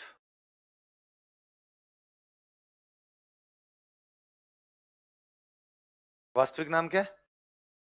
बीकानेर में एक राजा हुए थे कल्याणमल।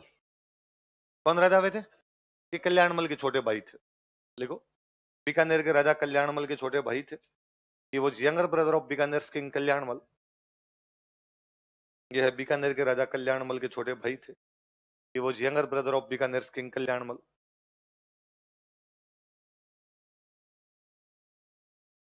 अच्छा, दादू दयाल जी के टाइम में मुगल बादशाह कौन है? अकबर।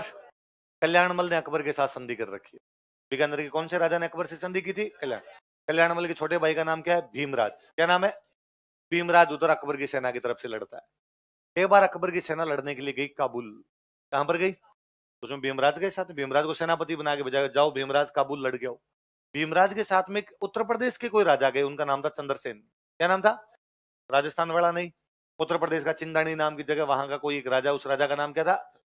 ये दोनों वहां लड़ने के लिए गए। भीमराज के साथ बीकानेर की सेना, चंद्रसेन के साथ उसकी अपने राज्य की चिंदानी की सेना। वहां काबुल के अंदर लड़े, वहां ये जीत गए। जीतने के बाद में शाम को जब अपने अपने डेरों के अंदर आए तो वहां भीमराज नहीं आए। तो बीकानेर वालों को लगा भीमराज किधर गए। तो बीकानेर वालों ने ढूंढा इधर उधर की, घायलों में होंगे, घायलों में नहीं मिले। डेड बॉडी में होंगे, डेड बॉडी के अंदर ही नहीं मिले। तो उनको लगा यार ये तो मामला गंभीर हुआ। तो हो सकता है कि यार डेड बॉडी में उधर चले गए हो, मौत हो गई और उधर वाले को उठा के ले गए हो, तो अपने को उनकी डेड बॉडी मिली नहीं। तो बीकानेर वाले जो उनके साथ में थे वो वहां से चुपचाप काबुल से आगे बीकानेर से, और बीकानेर आके इनके घर वालों को कहा भाई भीमराज की क्या हो गई? डेथ। जैसे ही समाचार सुना भीमराज की डेथ हो गई तो इनकी जो पत्नी थी वो सती हो जाती है भीमराज की। कपड़े वगैरह साथ में लेके आए थे, डेड बॉडी की कोई आवश्यकता नहीं होती, कपड़ों के साथ में सती हो जाते। भीमराज की जो ठुकरानी थी वो तो क्या होगी इनके साथ सती। घर वालों ने कर लिए 12 दिन लड्डू खा लिए। उधर वो जो एक और राजा था चंद्रसेन, वो जब डेड बॉडी ढूंढ रहा था, वो जब घायल ढूंढ रहा था, तो घायलों के अंदर उसको मिल गए भीमराज, इसलिए अपने कैंप में उठा के ले गया। आपस में कोऑर्डिनेट हुआ नहीं तो इनको पता नहीं चला। उसने घायल की सेवा की तो होश आ गया। होश आते भीमराज ने पूछा भाई मेरे साथ वाले कहाँ गए? यार तुम्हारे साथ वाले तो बीकानेर गए और हम तुम्हें उठा लाए थे कैंप में, तुम घायल थे, तुम बेहोश थे। तो भीमराज उन चंद्रसेन के साथ में आए दिल्ली। अकबर से मिले, अकबर को कहा भाई ये बात हुई, हम युद्ध तो जीत के आ गए, लेकिन मैं घायल था, कहीं साइड में गिर गया, ये उठा के लाए और मेरे साथ वाले बीकानेर चले गए, तो मुझे बीकानेर जाने की परमिशन दो। राजा ने कहा शाबाश, पहली बात जीत के जाओ, आराम से कई दिन छुट्टियां काट के वो बीकानेर जाओ। अब भीमराज दिल्ली से कहाँ जा रहे हैं? बीकानेर। मथुरा में रुके हुए थे। कहाँ रुके हुए? इधर से रूट होता होगा तो मथुरा होते हुए आए होंगे, तो यहाँ मथुरा के अंदर रुके हुए। इधर भीमराज के घर वालों ने इनका 12 दिन किए। 12 दिन करने के बाद में इनके परिवार के पुरोहित जी थे, उनका नाम था प्रहलाद दास। क्या नाम था? उन प्रहलाद दास जी को कहा कि भाई भीमराज की अस्थियां हरिद्वार में बहा के आ जाओ। हरिद्वार जाते हैं, तीसरे दिन फूल चुक के लेके जाते हैं अस्थियां बहाने के लिए। तो प्रहलाद दास जी को इनकी वो अस्थियां दी कि भाई वो कपड़े वपड़े जो भी उनकी रानी सती हुई थी साथ में, तो उनकी जो अस्थियां थी कि भाई इनको बहा के आ गया जो। तो प्रहलाद दास जी अस्थियां लेके जा रहे हैं हरिद्वार। प्रहलाद दास जी भी वाया मथुरा होके जा रहे हैं। उधर से भीमराज आ रहे हैं दिल्ली से बीकानेर मथुरा होके, ये जा रहे हैं बीकानेर से हरिद्वार मथुरा होके। मथुरा में भीमराज और प्रहलाद दास एक दूसरे से मिलते हैं और प्रहलाद दास जी भीमराज से पूछेंगे ठाकरा अपने इधर। भीमराज इनका अरे गुरु जी आप किधर आए, पुरोहित जी आप किधर घूम रहे हो, आप जीवते हो? अरे यार साक्षात खड़ा हूं सामने, जीवते क्या हो? तो मैं लेके जा रहा हूं आपकी अस्थियां। कैसे? हमें समाचार मिला था कि आप मर गए लड़ाई में और आपकी लुगाई होगी पीछे सती। टाबरों ने कर लिए 12 दिन, हमने खा लिए लड्डू, अब मत अस्थियां बहा के आ रहा था। और भीमराज को एहसास हुआ कि यार दुनिया पितल दी है, कुछ भी इसमें रखा हुआ देखो यार। मतलब थोड़े दिन घर वालों की आंखों से गायब हुए तो घर वालों ने समझ लिया कि अपने मर चुके हैं, और जब घर वालों ने समझ लिया मर चुके हैं तब घर जाके क्या लेना। और भीमराज ने प्रहलादास जी का, प्रहलादास जी वापस पधारो, और घर वालों को जाकर दो कि मैं जीवता हूँ, पर मैं अब घर नहीं जाऊंगा, मैं अब संत बनूंगा, सन्यासी बनूंगा। मैंने देख लिया कि दुनिया में कुछ भी रखा हुआ। प्रहलादास जी ने कहा साहब मैंने तो खुद नहीं देख लिया, और मुझे तो खुद को एहसास हो गया कि ये दुनिया, ये महफिल काम की तो, और मैं तो खुद आपके साथ हूँ। उनका नहीं, एक बार तो पहले बीकानेर जाके समाचार देख आओ। प्रहलादास जी गए, जाके बताया भीमराज के घर वालों को, दादा जीवता है तुम्हारा, पर वो अब घर नहीं आएगा, क्या बनेगा, सन्यासी। फिर अपने घर गए, अपने घर वालों को जाकर भाई मैं भी जाके क्या बनूंगा, सन्यासी। दोनों वापस मथुरा में मिले। मथुरा से फतेहपुर सीकरी में वहां पर एक बड़े संत रहते, चतुरदास जी महाराज, क्या नाम था, चतुरदास जी महाराज के पास गए, आगे जाके कहा कि महाराज ये बात है, हम दोनों को अपना चेला बनाओ। तो चतुरदास जी महाराज ने कहा कि देखो मैं आरएस की तैयारी नहीं करवाता, है ना, आरएस की तैयारी दादू दयाल जी सांबर में करवाते हैं, इसलिए तुम सांबर चले जाओ दादू दयाल जी के पास। तो भीमराज और प्रहलाद दास दोनों कहां पर आए, सांबर, किससे मिलने। इधर दादू दयाल जी बहुत यंग एज में सांभर में अपने चबूतरे पर बैठे हुए, आंखें बंद करके तपस्या में लीन। और जैसे ही वहां से घुसे, ये उनकी टेरिटरी के अंदर घुसे, दादू दयाल जी ने देखा कि भाई कौन आ रहे हैं। भीमराज राजकुमार थे, लंबी चौड़ी हाइट, पर्सनालिटी, फूट रहे थे। तो जैसे ही भीमराज को देखा, देखते दादू दयाल जी ने कहा कि आ रहे मेरा भाई सुंदर, क्या कहा, आ रहे मेरे भाई सुंदर। और भीमराज ने जाके चरण पकड़े, अरे साहब मेरा नाम सुंदर नहीं है, मेरा नाम भीमराज है, बीकानेर के राजा कल्याणमल का भाई हूँ। ये बात हुई जीवन के अंदर, घर वालों ने मरा हुआ समझ लिया, अब आपकी शरण के अंदर आया हूँ, आप मुझे चेला बनाओ। दादू दयाल जी ने कहा यार मुझे तो नहीं पता था तू कौन है, पर शकल का फूट रहा था इसलिए मैंने तेरे को सुंदर कह दिया, पर अब जब तू बता रहा है कि तू राजकुमार है, तो भाई रे राजकुमारों के बस की बात नहीं है। राजकुमारों से ये सब कहाँ छूटे, संसार मोह माया ये छूटती नहीं है, और सन्यासी बनने के लिए सब छोड़ना पड़ता है।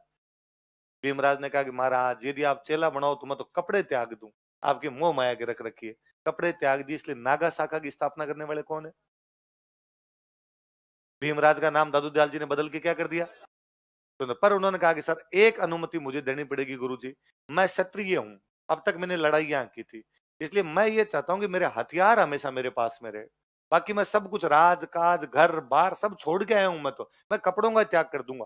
तो दादू लाल जी ने कहा ठीक है, तू क्या क्या रखना चाहता है मुझे बता दे। तो उन्होंने कहा मैं 5 चीजें रखना चाहता हूँ। क्या रखना चाहता है, तो कहा केस, क्या रखने, बाल रखूंगा, लंबे लंबे बाल नहीं कटवाऊंगा, वरना तपस्वी होते हैं बाल कटवा लेते हैं, वरना जो योद्धा होते थे ना, योद्धा बाल रखते, लड़ाई में जो भी होते वो लंबे लंबे बाल रखते। हेलमेट था ये, अचानक तलवार लगे तो सर कटे नहीं। इसलिए आप राम लक्ष्मण की कोई फोटो देखो, जूड़े हैं, जूड़े बने हुए मिलेंगे, तो ये बाल वो काम करते हैं। केस कंघा, केस के अंदर केस संवारने के लिए क्या चाहिए, कंघा, कड़ा, कृपाण, कच्छा। ये जो आप सिख धर्म में हम सुनते हैं, ये भीमराज के बहुत पहले मांगे हुए दादू दयाल जी से कि मुझे 5 चीजें चाहिए, केस, कंघा, कड़ा, कृपाण और कच्छ। कुल मिला के मेरे हथियार जो ये कृपाण ये रखूंगा, ये 4 चीजें और ये रखूंगा, बाकी मैं सब कुछ त्यागने के लिए तैयार हूँ। दादू दयाल जी ने कहा डन। तो दादू दयाल जी के जो पहले शिष्य हुए, वो शिष्य कौन थे, भीमराज का दो या नाम क्या था इनका, सुंदर। प्रहलादास जी पीछे पीछे खड़े थे। प्रहलादास जी ने कहा सब मुझे एडमिशन दो कोचिंग में। दादू दयाल जी ने कहा ना, तेरे में वैराग्य किसको देख के आया, कि साहब भीमराज को देख के आया। तो कहा मेरा चेला भीमराज अर्थात सुंदरदास, और तू, तेरा जो गुरुजी होगा वो सुंदरदास, मतलब मेरा चेला है सुंदरदास और सुंदरदास का चेला है तू। अब दोनों यहाँ दादू दयाल जी के पास कई दिन रहे, फिर इन्होंने कहा कि महाराज अब इधर से तो कोचिंग खत्म हो गई, आप कहो तो हम सेल्फ स्टडी कर लें थोड़े दिन। तो कहा करो। तो ये दोनों चले गए अपने इधर, अलवर में जगह पड़ती है घाटड़ा, कौन सी जगह, घाटड़ा नाम की, 2 साल बॉर्डर पर घाटड़ा नाम की जगह, यहाँ पे जाके दोनों रहने लग गए। कई दिन यहाँ पे रहे, फिर सुंदरदास जी ने दिन प्रहलाद दास जी कहा कि प्रहलाद दास जी मैं तो यहाँ से जा रहा हूँ हिमालय, अब आप संभालो, आपका काम जाने यहाँ पर। बाद सुंदरदास जी तो यहाँ पर कहाँ चले गए, हिमालय, और ये यहाँ वाली ब्रांच कौन संभालने लगे, प्रहलाद दास जी। दादू संप्रदाय ऐसा मानता है कि सुंदरदास जी यहाँ से हिमालय गए, वो आज दिन तक हिमालय में रहते हैं, मरे नहीं है, जीवते हैं, कि वो सुंदरदास जी आज भी बैठे हैं। दादू पंथ के लोग कहते हैं कि वो हमें यहाँ भी दर्शन देते रहते हैं। मैं बाकायदा कोरोना में नरेना जाके आया था, गोपाल दास जी महाराज आजकल गादी पर बैठे हुए, तो उन्होंने कई किस्से बता रहे थे, उन्होंने बताया कि 1960-70 के आसपास हमारे यहाँ नरेना में बहुत बड़ा भंडारा था, दूर दूर से लोग जीवने के लिए आए थे। उनके बीच में यकाएक एकदम श्वेत दाढ़ी वाला एक बंदा दिखाई दिया। हमने पूछा भाई तुम कौन हो, पहले तो कभी देखा ही नहीं था। उन्हें मैं सुंदरदास हूँ, एक बार दिखाई दिया उसके बाद गायब हो गए। दादू पंथ कहता है जीवते अभी तक मरे नहीं है, वो ये हिमालय के अंदर विचरण करते रहते हैं। नागा शाखा की स्थापना करने वाले वही थे। तो नागा शाखा में सुंदरदास जी हुए, सुंदरदास जी के बाद आगे प्रहलाद दास जी, प्रहलाद दास जी के बाद में यहाँ पे जो आमेर के राजा थे मान सिंह, मान सिंह के एक भाई थे श्याम सिंह, सॉरी हापा जी, क्या नाम था, हापा जी बाद में संत बने, तो हापा जी जाके घाटड़ा वाली गद्दी संभालने लग गए। हापा जी के बाद में मान सिंह के बेटे यहाँ पे संत बन गए श्याम सिंह, वो इस गद्दी को संभालने लगे। मतलब शुरुआत के 4 जो गुरु जी आए उनमें से 3 राजकुमार है भाई, भीमराज खुद राजकुमार है, प्रहलाद दास जी छोड़ दो, उसके बाद में हापा जी के बाद में श्याम सिंह, इसलिए हथियारों वाली परंपरा पड़ी रही। इसलिए नागा साधु जितने भी होते वो सारे अपने पास क्या रखते, तलवार उलवार हमेशा रखा करते। यदि आप खाटू श्याम जी के मंदिर कभी जाते हो तो इन नागा साधुओं को लाख लाख धन्यवाद देना चाहिए। खाटू श्याम जी का मंदिर कभी का टूट जाता, नागा साधु ने बार बार बचाया इस मंदिर को। बाद में जब जयपुर में एक राजा बने सवाई जय सिंह, कौन राजा बने, तो उनको लगा यार ये ठीक है लड़ाई करने वाले हैं, तो उन्होंने सेना में शामिल कर लिया। तो जयपुर की तरफ से लड़ने लगे थे नागा साधु, टुकड़ी होती थी पूरी नागा साधुओं की, और वो लड़ाई के अंदर जाया करते थे। बाद में यहाँ पर एक राजा बने प्रताप सिंह, कौन बने, प्रताप सिंह की मराठों के साथ खूब लड़ाई हुई। उन मराठों की लड़ाइयों के अंदर कोई बढ़ चढ़ के भाग ले रहा था तो कौन ले रहे थे, नागा साधु। याद रहेगी बात है। देखो इन्होंने नागा शाखा की स्थापना की थी, ही फाउंडेड नागा ब्रांच, इन्होंने नागा शाखा की स्थापना की थी, ही फाउंडेड नागा ब्रांच।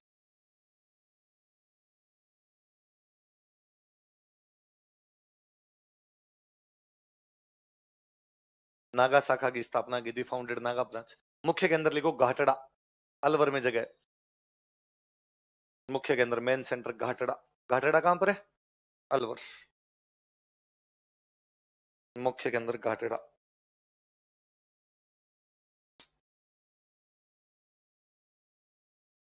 अब नीचे लाइन चेंज करके लिखना, नागा साधु अपने पास हथियार रखते हैं, Naga saints keep weapons, Naga साधु अपने पास हथियार रखते हैं, नागा सेंट्स कीप वेपन्स। अब सेना रखती है भाई हथियार, सेना जहां रहती है उस जगह क्या बोलते हैं, छावनी, तो नागा साधु जहां रहते हैं उस जगह को भी क्या बोलते हैं, छावनी। लिखो इनके रहने के स्थान को छावनी कहा जाता है, ये रेजिडेंस इज कॉल्ड ए छावनी, इनके रहने के स्थान को छावनी कहा जाता है, ये रेजिडेंस इज कॉल्ड ए छावनी।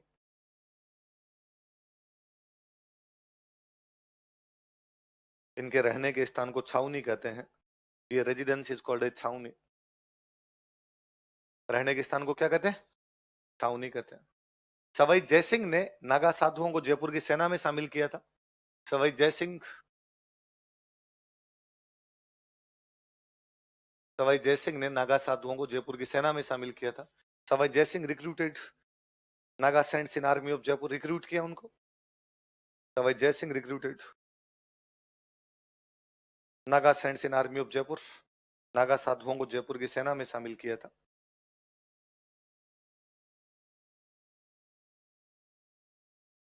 सवाई जयसिंह ने नागा साधुओं को जयपुर की सेना में शामिल किया था, Sawai Jaisingh recruited Naga saints in army of Jaipur. देखो मराठा आक्रमणों के दौरान, ड्यूरिंग मराठा अटैक्स, मराठा आक्रमणों के दौरान, ड्यूरिंग मराठा अटैक्स, इन्होंने जयपुर के राजा प्रताप सिंह की सहायता की थी, या नागा साधुओं ने जयपुर के राजा प्रताप सिंह की सहायता की थी। नागा सेंट्स हेल्प जयपुर महाराजा प्रताप सिंह या जयपुर किंग प्रताप सिंह, नागा साधुओं ने जयपुर के राजा प्रताप सिंह की सहायता की थी। Naga saints help Jaipur king Pratap Singh, Jaipur के कौन से राजा की सहायता की थी, प्रताप सिंह। कौन से साधुओं ने, नागा साधु। इस नागा शाखा की स्थापना करने वाले कौन थे, दूसरे संत लिखो, रज्जब जी।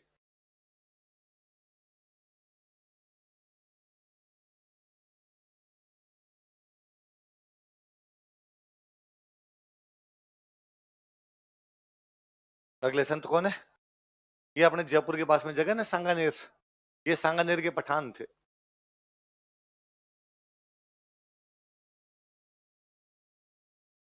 सांगानेर के पठान परिवार में इनका जन्म हुआ था। He born in a Pathan family of Sanganer. सांग हाँ? शिष्य, दादू जी वाले शिष्यों में, लेकिन सांगानेर के पठान परिवार में इनका जन्म हुआ था। He born in Pathan family of Sanganer. Sanganer के पठान परिवार में इनका जन्म हुआ था। He born in Pathan family of Sanganer. Rajjab जी का किस्सा और बड़ा जोरदार है। रज्जब जी की जा रही थी बारात। क्या जा रही थी? पहले बारातें दूर दूर तक जाती, घोड़ों पे ऊंटों पे जाया करते, तो बीच में रेस्ट करते करते चलते। तो बारात आई, बीच में आमेर रुकी। कहाँ पे रुकी? आमेर। आमेर में नीचे कभी देखना, आमेर जब आप किला देखने जाओ, नीचे एक तालाब है माउठा।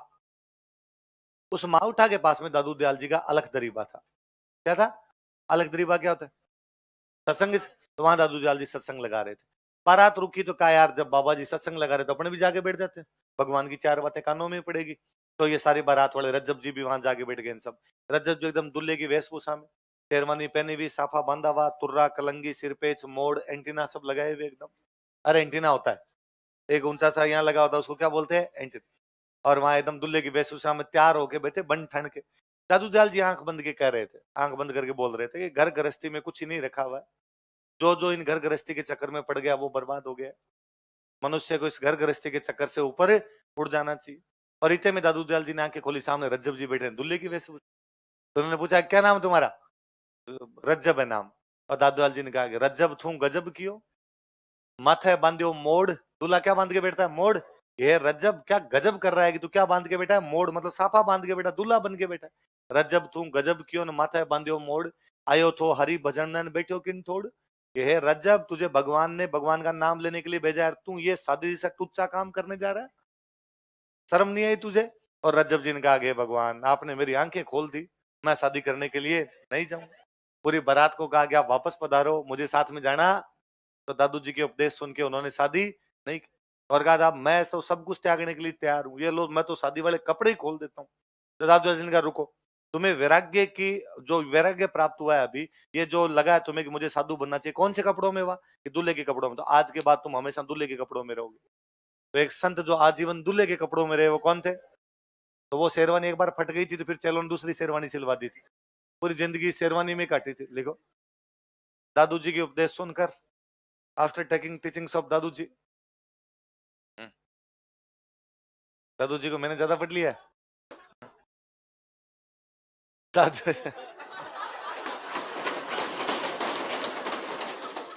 तुझे हमारा रज्जब जी लगा? चल इमरान मान जा रहे तू। देखो देखो, दादू जी के उपदेश सुनकर, after taking teachings of Dadu ji, Rajjab ji ने विवाह नहीं किया था। Rajjab ji did not get marry. Rajjab ji ने विवाह नहीं किया था। Rajjab ji did not get marry. तथा आजीवन दूल्हे के वेश में रहे थे। And lived in groom costume for life long. तथा आजीवन दूल्हे के वेश में रहे थे। And lived in groom costume for life long. आजीवन दूल्हे के वेश में रहे थे। किसके वेश में रहे? तब कोई पूछे कि भाई अपने कौन से संत थे जो आजीवन बन ठन के रहे थे? कौन थे? आजीवन दूल्हे के वेश में रहे। तो मैं पहले जब पढ़ा करता तब एक रूममेट आया हमारे साथ में रहने के लिए। और वो रूममेट फर्स्ट ईयर में बच्चा, हम सारे सीनियर। वो फर्स्ट ईयर के अंदर घर वाले ने कहा कि भाई ध्यान रखना है, फर्स्ट ईयर के अंदर ही आपके पास छोड़ के जा रहे हैं, आप सब पढ़ने वाले हो तो इसका ध्यान रखना। ओ पूरा ध्यान रखेंगे, चिंता मत। अब क्या, जब खूब सारे लोग साथ में रहते हो, हम 5-6 लोग ऑलरेडी रहते थे फ्लाइट के अंदर, जो सबसे जूनियर रहेगा वो कमरे के सारे काम करेगा, बस सीधी सी बात है। तो अब हमने उसको पूछा बाइक चलानी आती है? उसने कहा हाँ बाइक आती है मुझे। तो बस मैं कहूँ तुम्हारा एक ही काम है कि रूम पे जो भी सामान लाना है तुम लाओगे? तो कहा ठीक है। तो हमने उसको नोटिस किया 2-4 दिन बाद में कि जैसे मान लो 3 बजे चाय बनानी होती तो कहते ले भाई दूध लिया।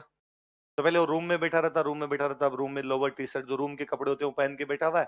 लेकिन तब उसने वापस वो कपड़े उतारे, जींस पहने, शर्ट पहना, इंसर्टिंग की एकदम ढंग से, बाइक पे बैठ के गया, दूध लेके आया, वापस वो कपड़े उतार के रूम वाले कपड़े पहने। इतने में को हमें को तो अरे अरे चीनी तो नहीं, चीनी ला। भाई पहले भूल गए चीनी मंगवाने, वापस अपने नए कपड़े पहने। मतलब रूम वाले कपड़ों में बाहर सामान लेने के लिए जाता। तो हमने 2-3 दिन नोटिस किया, मगर यार इसके काम जोरदार है। तो हम एक कमरे में हम 2 लोग रहते थे, हमारे साथ में रूममेट था, पास वाले में 3-4 और थे। तो हम दोनों ने दिन कहा यार ये ठीक रज्जब जी होगी, घूमता रहता है ना, एनी टाइम दूल्हे के वेश में रहता है, इसको सिखाना पड़ेगा। घर वालों ने कहा था इसको मैनर सिखाने हैं पूरे। तो हमने भाई रूम पे रहने का तरीका होता है कोई यार, ऐसे कोई बन ठन के थोड़ी रह जाता है। तो हमने एक दिन उसको बुलाया, उसको बुला के किधर है, ये क्या तरीका है तुम्हारा? तू ऐसे क्या बार बार में कपड़े बदल बदल के जाता है? अभी दूध लेके गया था तो ये कपड़े पहन गया, ये जो पहन रखे रूम पे इनमें नहीं जाया जाता? हमें नहीं देखता? ये जो लोवर और टी शर्ट है ये 20 दिन से पहन रखे चेंज किया हमने, तो ठीक है 20-25 दिन बाद धो लेंगे बाद में। तो ये ऐसे नहीं करना। तो उसने कहा भैया देखो, आप जो कहोगे ना वो मैं सारी बातें मान लूंगा, आप जितना कहोगे पढ़ लूंगा, आप जितना कहोगे उतना मैं काम कर दूंगा, पर ये लीचड़ों की जिंदगी मेरे से आज भैया ये जो चद्दर है ना ये कब धोई थी आपने? वो इसको कौन धोता है? तो ये इसको धोते नहीं, मैं यार इसको कौन धोता है? ये 200 रुपए की आती है ले दे के, ये 3 महीने इधर से बिछानी होती है, 3 महीने इधर से बिछानी होती है, 6 महीने में फटाफट आ जाती है, फेंक देंगे नहीं लेके आ जाएंगे बाद। तो नहीं भैया मैं तो कहने वाला ही था आपके, मैं मेरे बिस्तर भी अलग करूंगा साइड के अंदर।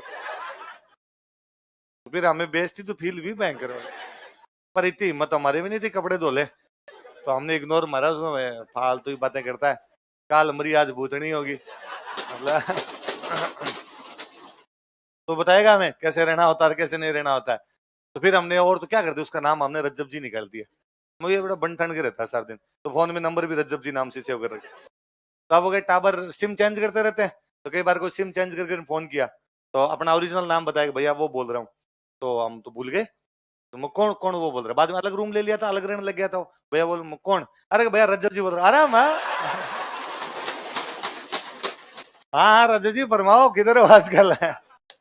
तो रज्जब जी वो संत है जो आजीवन किस वेश में रहते, तो आपका भी दोस्त जो बन ठन के रहे उसको आप क्या कह सकते हो? रज्जब, तुम लड़के जीते बैठे तुम यूं बेडशीट धोते हो रे? हैं? तू धोता है? तू ही रज्जब जी है वो कोई धोने की थोड़ी होती है यार, हैं? ना मेरे को ये समझ नहीं आया भाई, एक तो ये पर्दे कैसे धोए जा सकते, इनको कौन धोता है? पर जनता है, राम राम राम राम, लड़कियों से मैं पूछ ही नहीं रहा, बात ही नहीं कर रहा अपने से, अपने से लड़कों से बात हो रही है। फिर रज्जब जी का मुख्य केंद्र भाई सांगानेर था, लिख लो मुख्य केंद्र सांगानेर, मुख्य केंद्र सांगानेर है। नया रजिस्टर बनाएगा, मुझे क्या पता है, तू जाने ये तो, ये तूने मेरे से कैसे पूछा? पर रजिस्टर भर गया तो नया बना,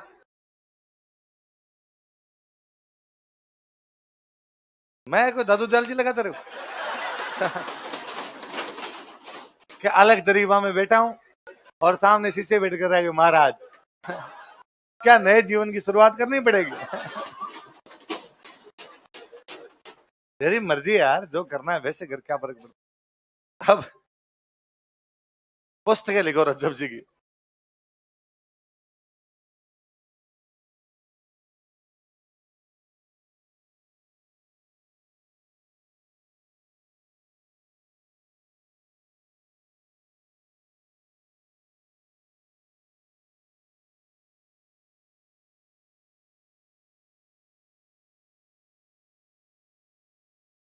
कौन कौन सी किताबें बताओ देखे? रज्जब वाणी और सर्वंगी, क्या क्या नाम है? एक तो ना जितने निर्गुण भक्ति वाले संत होते हैं इनकी सबकी किताब वाणी होती है, निर्गुण भक्ति वाले वो किताबें लिखते हैं और उनकी किताबों को बोलते हैं क्या? तो दादू दयाल जी की जो किताब थी उसका नाम भी क्या था? मैंने और बताया था, निर्गुण भक्ति वाले मूर्ति पूजा नहीं करते, किताबों की करते हैं। तो आप दादू दयाल जी के मंदिर में भी चले जाओगे तो वहां मूर्ति नहीं मिलेगी, वो दादू जी किताब रखी हुई है। दादू जी किताब कौन सी है? वाणी, वाणी की पूजा कर लेते हैं। मंदिर को लिखो आप दादू दयाल जी वाले में लिखो, दादू दयाल जी में 2 बातें लिखो, दादू दयाल जी लिख रहे थे। ये तो जो मंदिर होता है उसको बोलते हैं दादू द्वारा, क्या बोलते हैं? जो मैं बताऊं वैसे लिख लेना। दादू द्वारा मतलब क्या होता है? इनका मंदिर, और वहां वाणी की पूजा की जाती है। वाणी क्या है अपने आप में? बुक, लिख लो, एक लाइन लिख लो, दादू द्वारा हमें वाणी की पूजा की जाती है। वाणी इज वर्शिप्ड इन दादू द्वारा। जैसे भाई सिखों में होता है गुरुद्वारा, तो दादू पंथियों के क्या हो गए? दादू द्वारा। और उनकी जो बुक है उस बुक का नाम क्या हो गया? वाणी, दादू दयाल जी की बुक है। दादू द्वारा में वाणी की पूजा की जाती है, वाणी इज वर्शिप्ड इन दादू द्वारा। तो दादू दयाल जी की वाणी हो गई दादू वाणी, रज्जब जी की वाणी हो गई रज्जब वाणी। दादू द्वारा, दादू द्वारा किसको बोलते हैं? मंदिर। और मंदिर में पूजा किसकी करते हैं? अब अगले शिष्य लिखो भाई, शिष्य लिखना सुंदरदास जी। एक पढ़ लिया। सेकंड, तो वो जो पहले वाले लिखे उनके आगे लिख दो सुंदरदास जी बड़े, इनके लिख दो सुंदरदास जी छोटे, सुंदरदास जी एल्डर और सुंदरदास जी यंगर, सुंदरदास जी बड़े और सुंदरदास जी छोटे, इनके आगे लिख लो सुंदरदास जी छोटे, सुंदरदास जी यंगर, दोनों सुंदरदास जी है। दादू दयाल जी के पहले शिष्य का नाम भी सुंदरदास था, अंतिम शिष्य का नाम भी सुंदरदास था, सुंदरदास जी।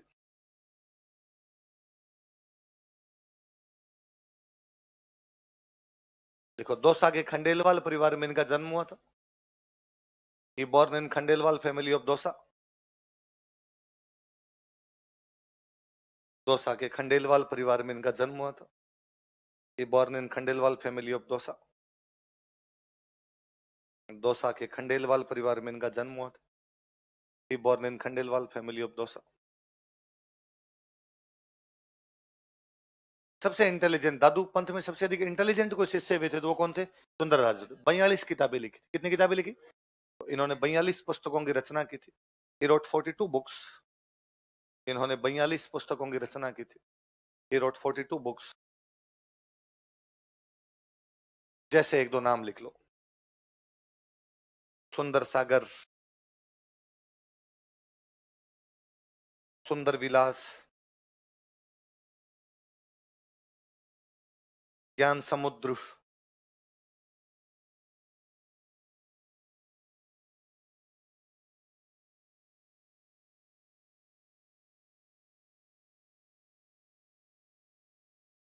क्या क्या नाम बताओ देखिए? सुंदर सागर, सुंदर विलास, ज्ञान।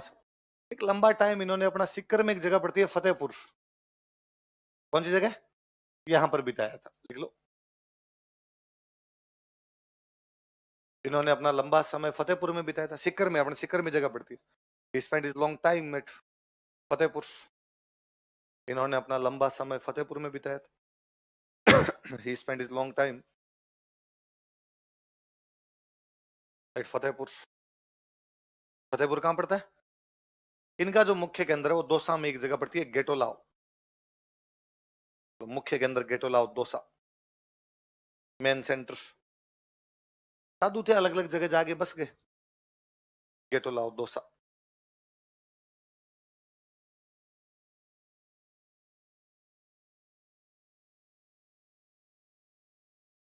मुख्य केंद्र कौन सा है? गेटोलाव दौसा। अगले शिष्य लिखो बस। दादू दयाल जी चल रहे हैं। देखो बालिंद जी,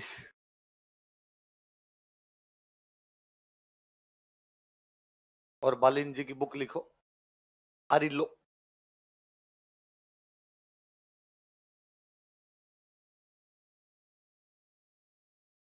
बालिंद जी, और बालिंद जी की बुक का नाम क्या बताओ देखे? आरिलो।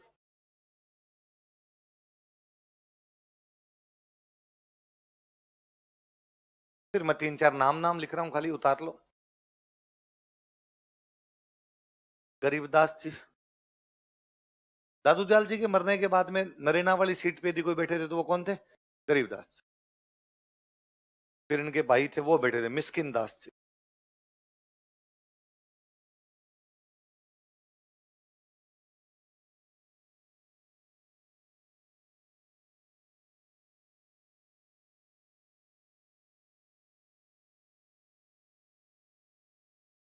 एक वे बखना जी।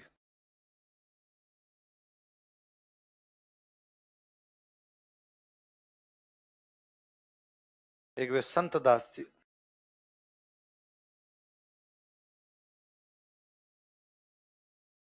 ये तीन चार नाम याद रखना। एक बार किसी ऑब्जेक्टिव एग्जाम का क्वेश्चन है, गरीबदास जी, मिस्किन दास जी, बखना जी, संत दास जी इत्यादि संत कौन से संप्रदाय से जुड़े हुए थे? तो कौन से संप्रदाय से? ऊपर वाले तीन चार तो वैसे याद रख लेना, उनके बारे में अलग से क्वेश्चन बन सकते हैं। गरीबदास जी स्पीच पे बाद में बैठे थे। गरीबदास और मिस्किन दास तो वैसे ही याद हो जाना चाहिए। मिस्किन का मतलब ही गरीब होता है। मिस्किन, मिस्किन का मतलब क्या होता है? कौन सी एक मूवी है वो, मिथुन चक्रवर्ती की एक मूवी है ना, इसमें गाना जी हाल मिस्किन, आगे मैं भूल गया, कोई तमिल के से वर्ड है। फिर उसमें वो मुकन बरिंदिस ऐसा कुछ है, सुनाई देती है दिल की धड़कन, तुम्हारा दिल या हमारा दिल है। हाँ? बहार हिजबिल, ऐसा कुछ अलग सी भाषा का बोलता है। तो उसमें वो जिहाल मिस्किन बोलता है। मिस्किन, मिस्किन का मतलब क्या होता है? गरीब। तो गरीबदास जी, मिस्किन दास जी, मतलब मिस्किन दास जी का मतलब भी गरीबदास, मतलब डबल गरीबदास जी, गरीबदास जी की स्क्वायर। आगे से मुझे नीचे वाले कौन हो गए? बखना जी। और कौन? ये दिन वो छोटे टाबरों वाली क्लास में पढ़ा रहा था। फिर मैंने दूसरे दिन बच्चे खड़ा गया, खड़ा सुना कौन कौन शिष्य थे? उन्हें आंसर बता दूंगा। दो तो सुंदरदास जी, एक रज्जब जी, एक दो ये गरीबदास जी, सर गरीबदास जी और मिस्किन दास जी। एक हो गए सर संतदास जी, एक हो गए चखना जी। अरे मो चखना जी, चखना जी नहीं है, बखना जी है, तो ध्यान रखना है। आप चखना जी मत कर देना। कौन है इधर? बखना जी। चखना याद रह जाए किसी को। चलो अगले संत लिखो भाई। अगले आप संत चेंज कर देना ना, दादू दयाल जी की बातें हो गई।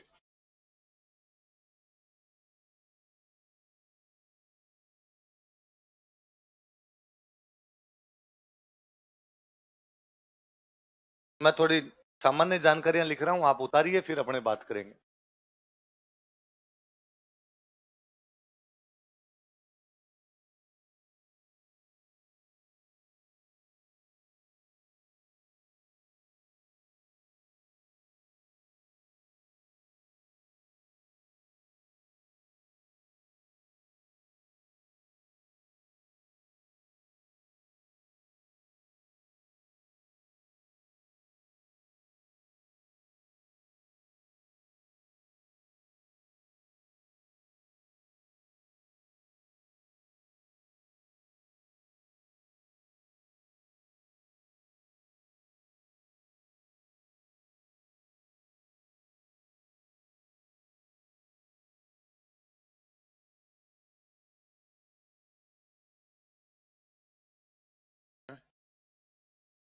बोल दो ना, बोल।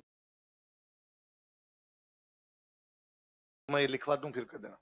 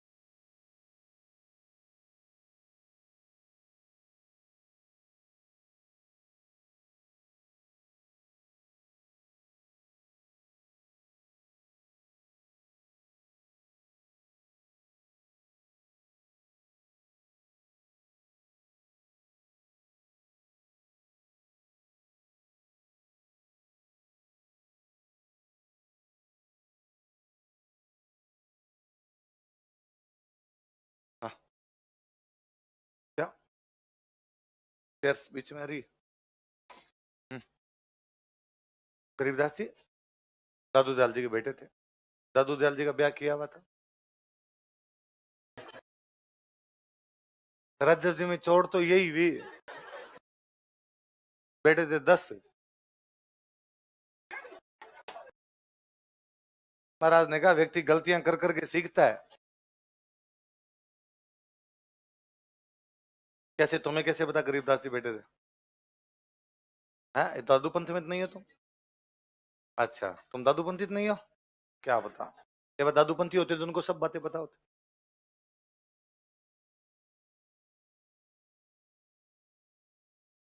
दोनों ही बातें भाई। कई लोग तो कहते हैं ये बेटे थे, कई कहते हैं उनकी शादी नहीं हुई, सब यूं भ्रम फैलाया हुआ है। अब इतने पुरानी बातें हैं, एग्जैक्टली क्या सत्य है क्या झूठ। महाराज थे, बहुत अच्छे थे, उनकी जो जो बातें वो मान ली जाए। क्या किया तो भली बात, नहीं किया तो भली बात। रज्जब जी ने नहीं किया था ये, रज्जब जी चपेट में आ गए थे। उतार लिया। बताओ जन्म कहां पर हुआ था?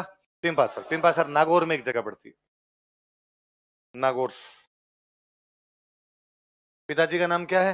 लोहट जी। मम्मी का नाम क्या था? इनका चाइल्डहुड नेम क्या था? धनराज। जहां पे अपने उपदेश देते थे उनका अलग तरीका है, वैसे जहां ये उपदेश देते उसको क्या बोलते हैं? शांत। अलग अलग, जहां यहाँ उपदेश दिया तो ये एक शांत रही, वो शांत रही, शांत रही। जहां उपदेश दे रहे वो क्या है? शांत रही। जैसे दादू दयाल जी जहां उपदेश देते वो क्या होते? अलग तरीके। मृत्यु कहां पर भी? बीकानेर में जगह पड़ती है। पिंपा सर नागौर में, लाला सर बीकानेर में। मुख्य केंद्र कौन सा है? मुकाम। ये बीकानेर में एक जगह है, मुकाम।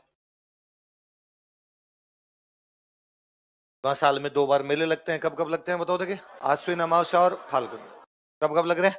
आश्विन एक एक लाइन और लिखते हैं। इनका जन्म कहां पर हुआ था? पिंपास। इनका जन्म है जो पंवार राजपूत परिवार में हुआ था, देख लो। इनका जन्म पंवार राजपूत परिवार में हुआ था। He born in Panwar Rajput family. इनका जन्म पंवार राजपूत परिवार में हुआ था। He born in Panwar Rajput family.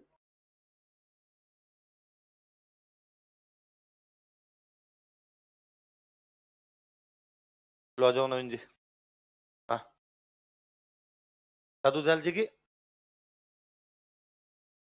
लो भाई नवीन जी सर आपको कुछ घोषणा करेंगे, सुनो आप, उसके बाद अपने और पढ़ेंगे। ना ना, कॉपी बंद नहीं करने भाई साहब, गलत फहमियां नहीं।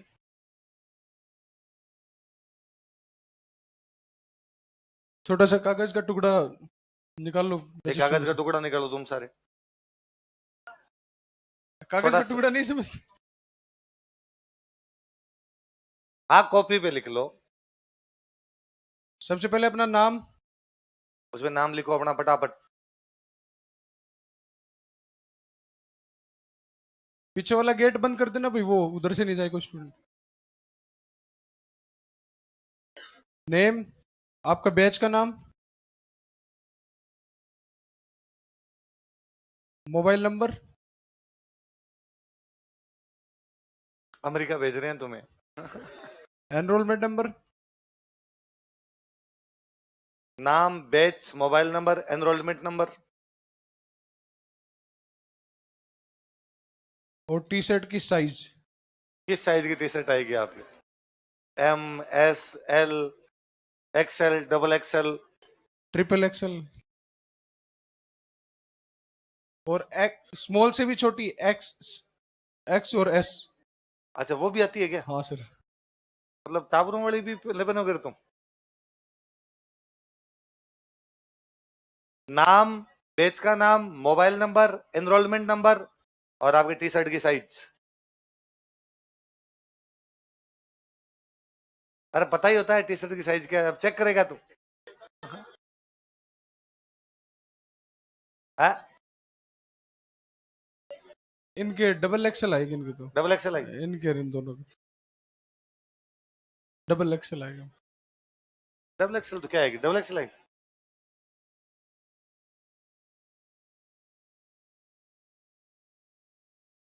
क्या करना अब इस पन्ने का? ये पर्चियाँ कलेक्ट कर लेंगे हम, हाँ। उससे हमें आइडिया लग जाएगा इतने स्टूडेंट स्मॉल साइज वाला, इतने मीडियम, इतने एक्स। तो वो उधर तो वो कर रहे थे ना, आप भरवा रहे थे ना।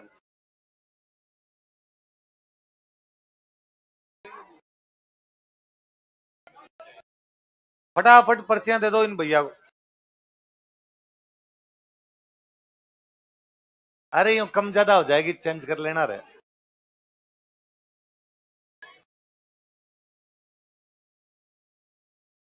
हाँ एक्स्ट्रा हो गए भाई पीछे। जल्दी इनको ये पर्चियाँ सबमिट करवा दो। लो इधर आप लोग दे दो।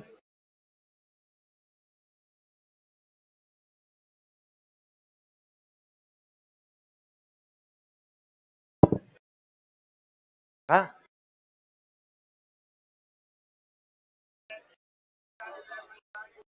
कौन से?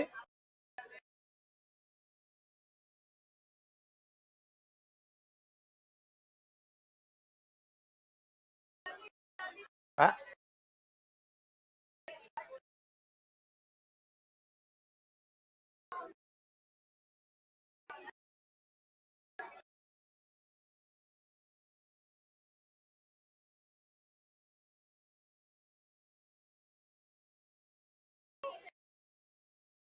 छूट गया ये प्रमाण पत्र तुम्हारा।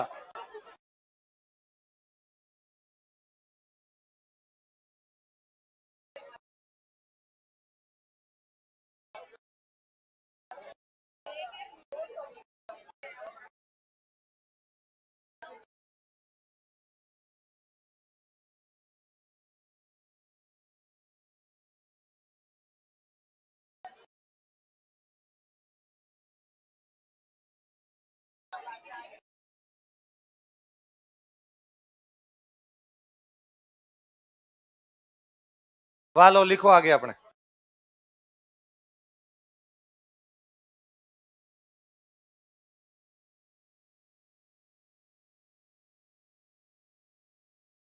लिखो, इन्हें भगवान विष्णु का अवतार माना जाता है।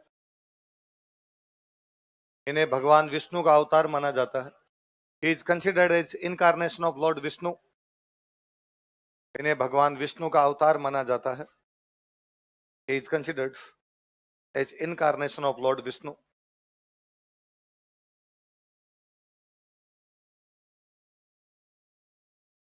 इन्हें भगवान विष्णु का अवतार माना जाता है। He is considered as incarnation of lord Vishnu. इन्हें वैज्ञानिक संत कहा जाता है। अब बता दूंगा मैं क्यों कहा जाता है, एक बार लिख लो। इन्हें वैज्ञानिक संत कहा जाता है। He is called as scientific saint. इन्हें वैज्ञानिक संत कहा जाता है। He is called as scientific saint. इन्हें वैज्ञानिक संत कहा जाता है। यहाँ मुकाम जैन का मुख्य केंद्र है ना, यहाँ पर एक मिट्टी का टीला है, उस जगह का नाम है समराथल। क्या नाम है जगह का? इस समराथल नाम की जगह पर इन्होंने अपने जो अनुयायी थे उनको 29 उपदेश दिए। कितने दिए? 20 और 9, इसलिए अनुयायी कहलाए 20 नोई। क्या कहलाए? लिखो, समराथल नामक स्थान पर, बीकानेर में समराथल नामक स्थान पर, at place named Samrathal. Samrathal नामक स्थान पर, एट प्लेस नेम्ड समराथल,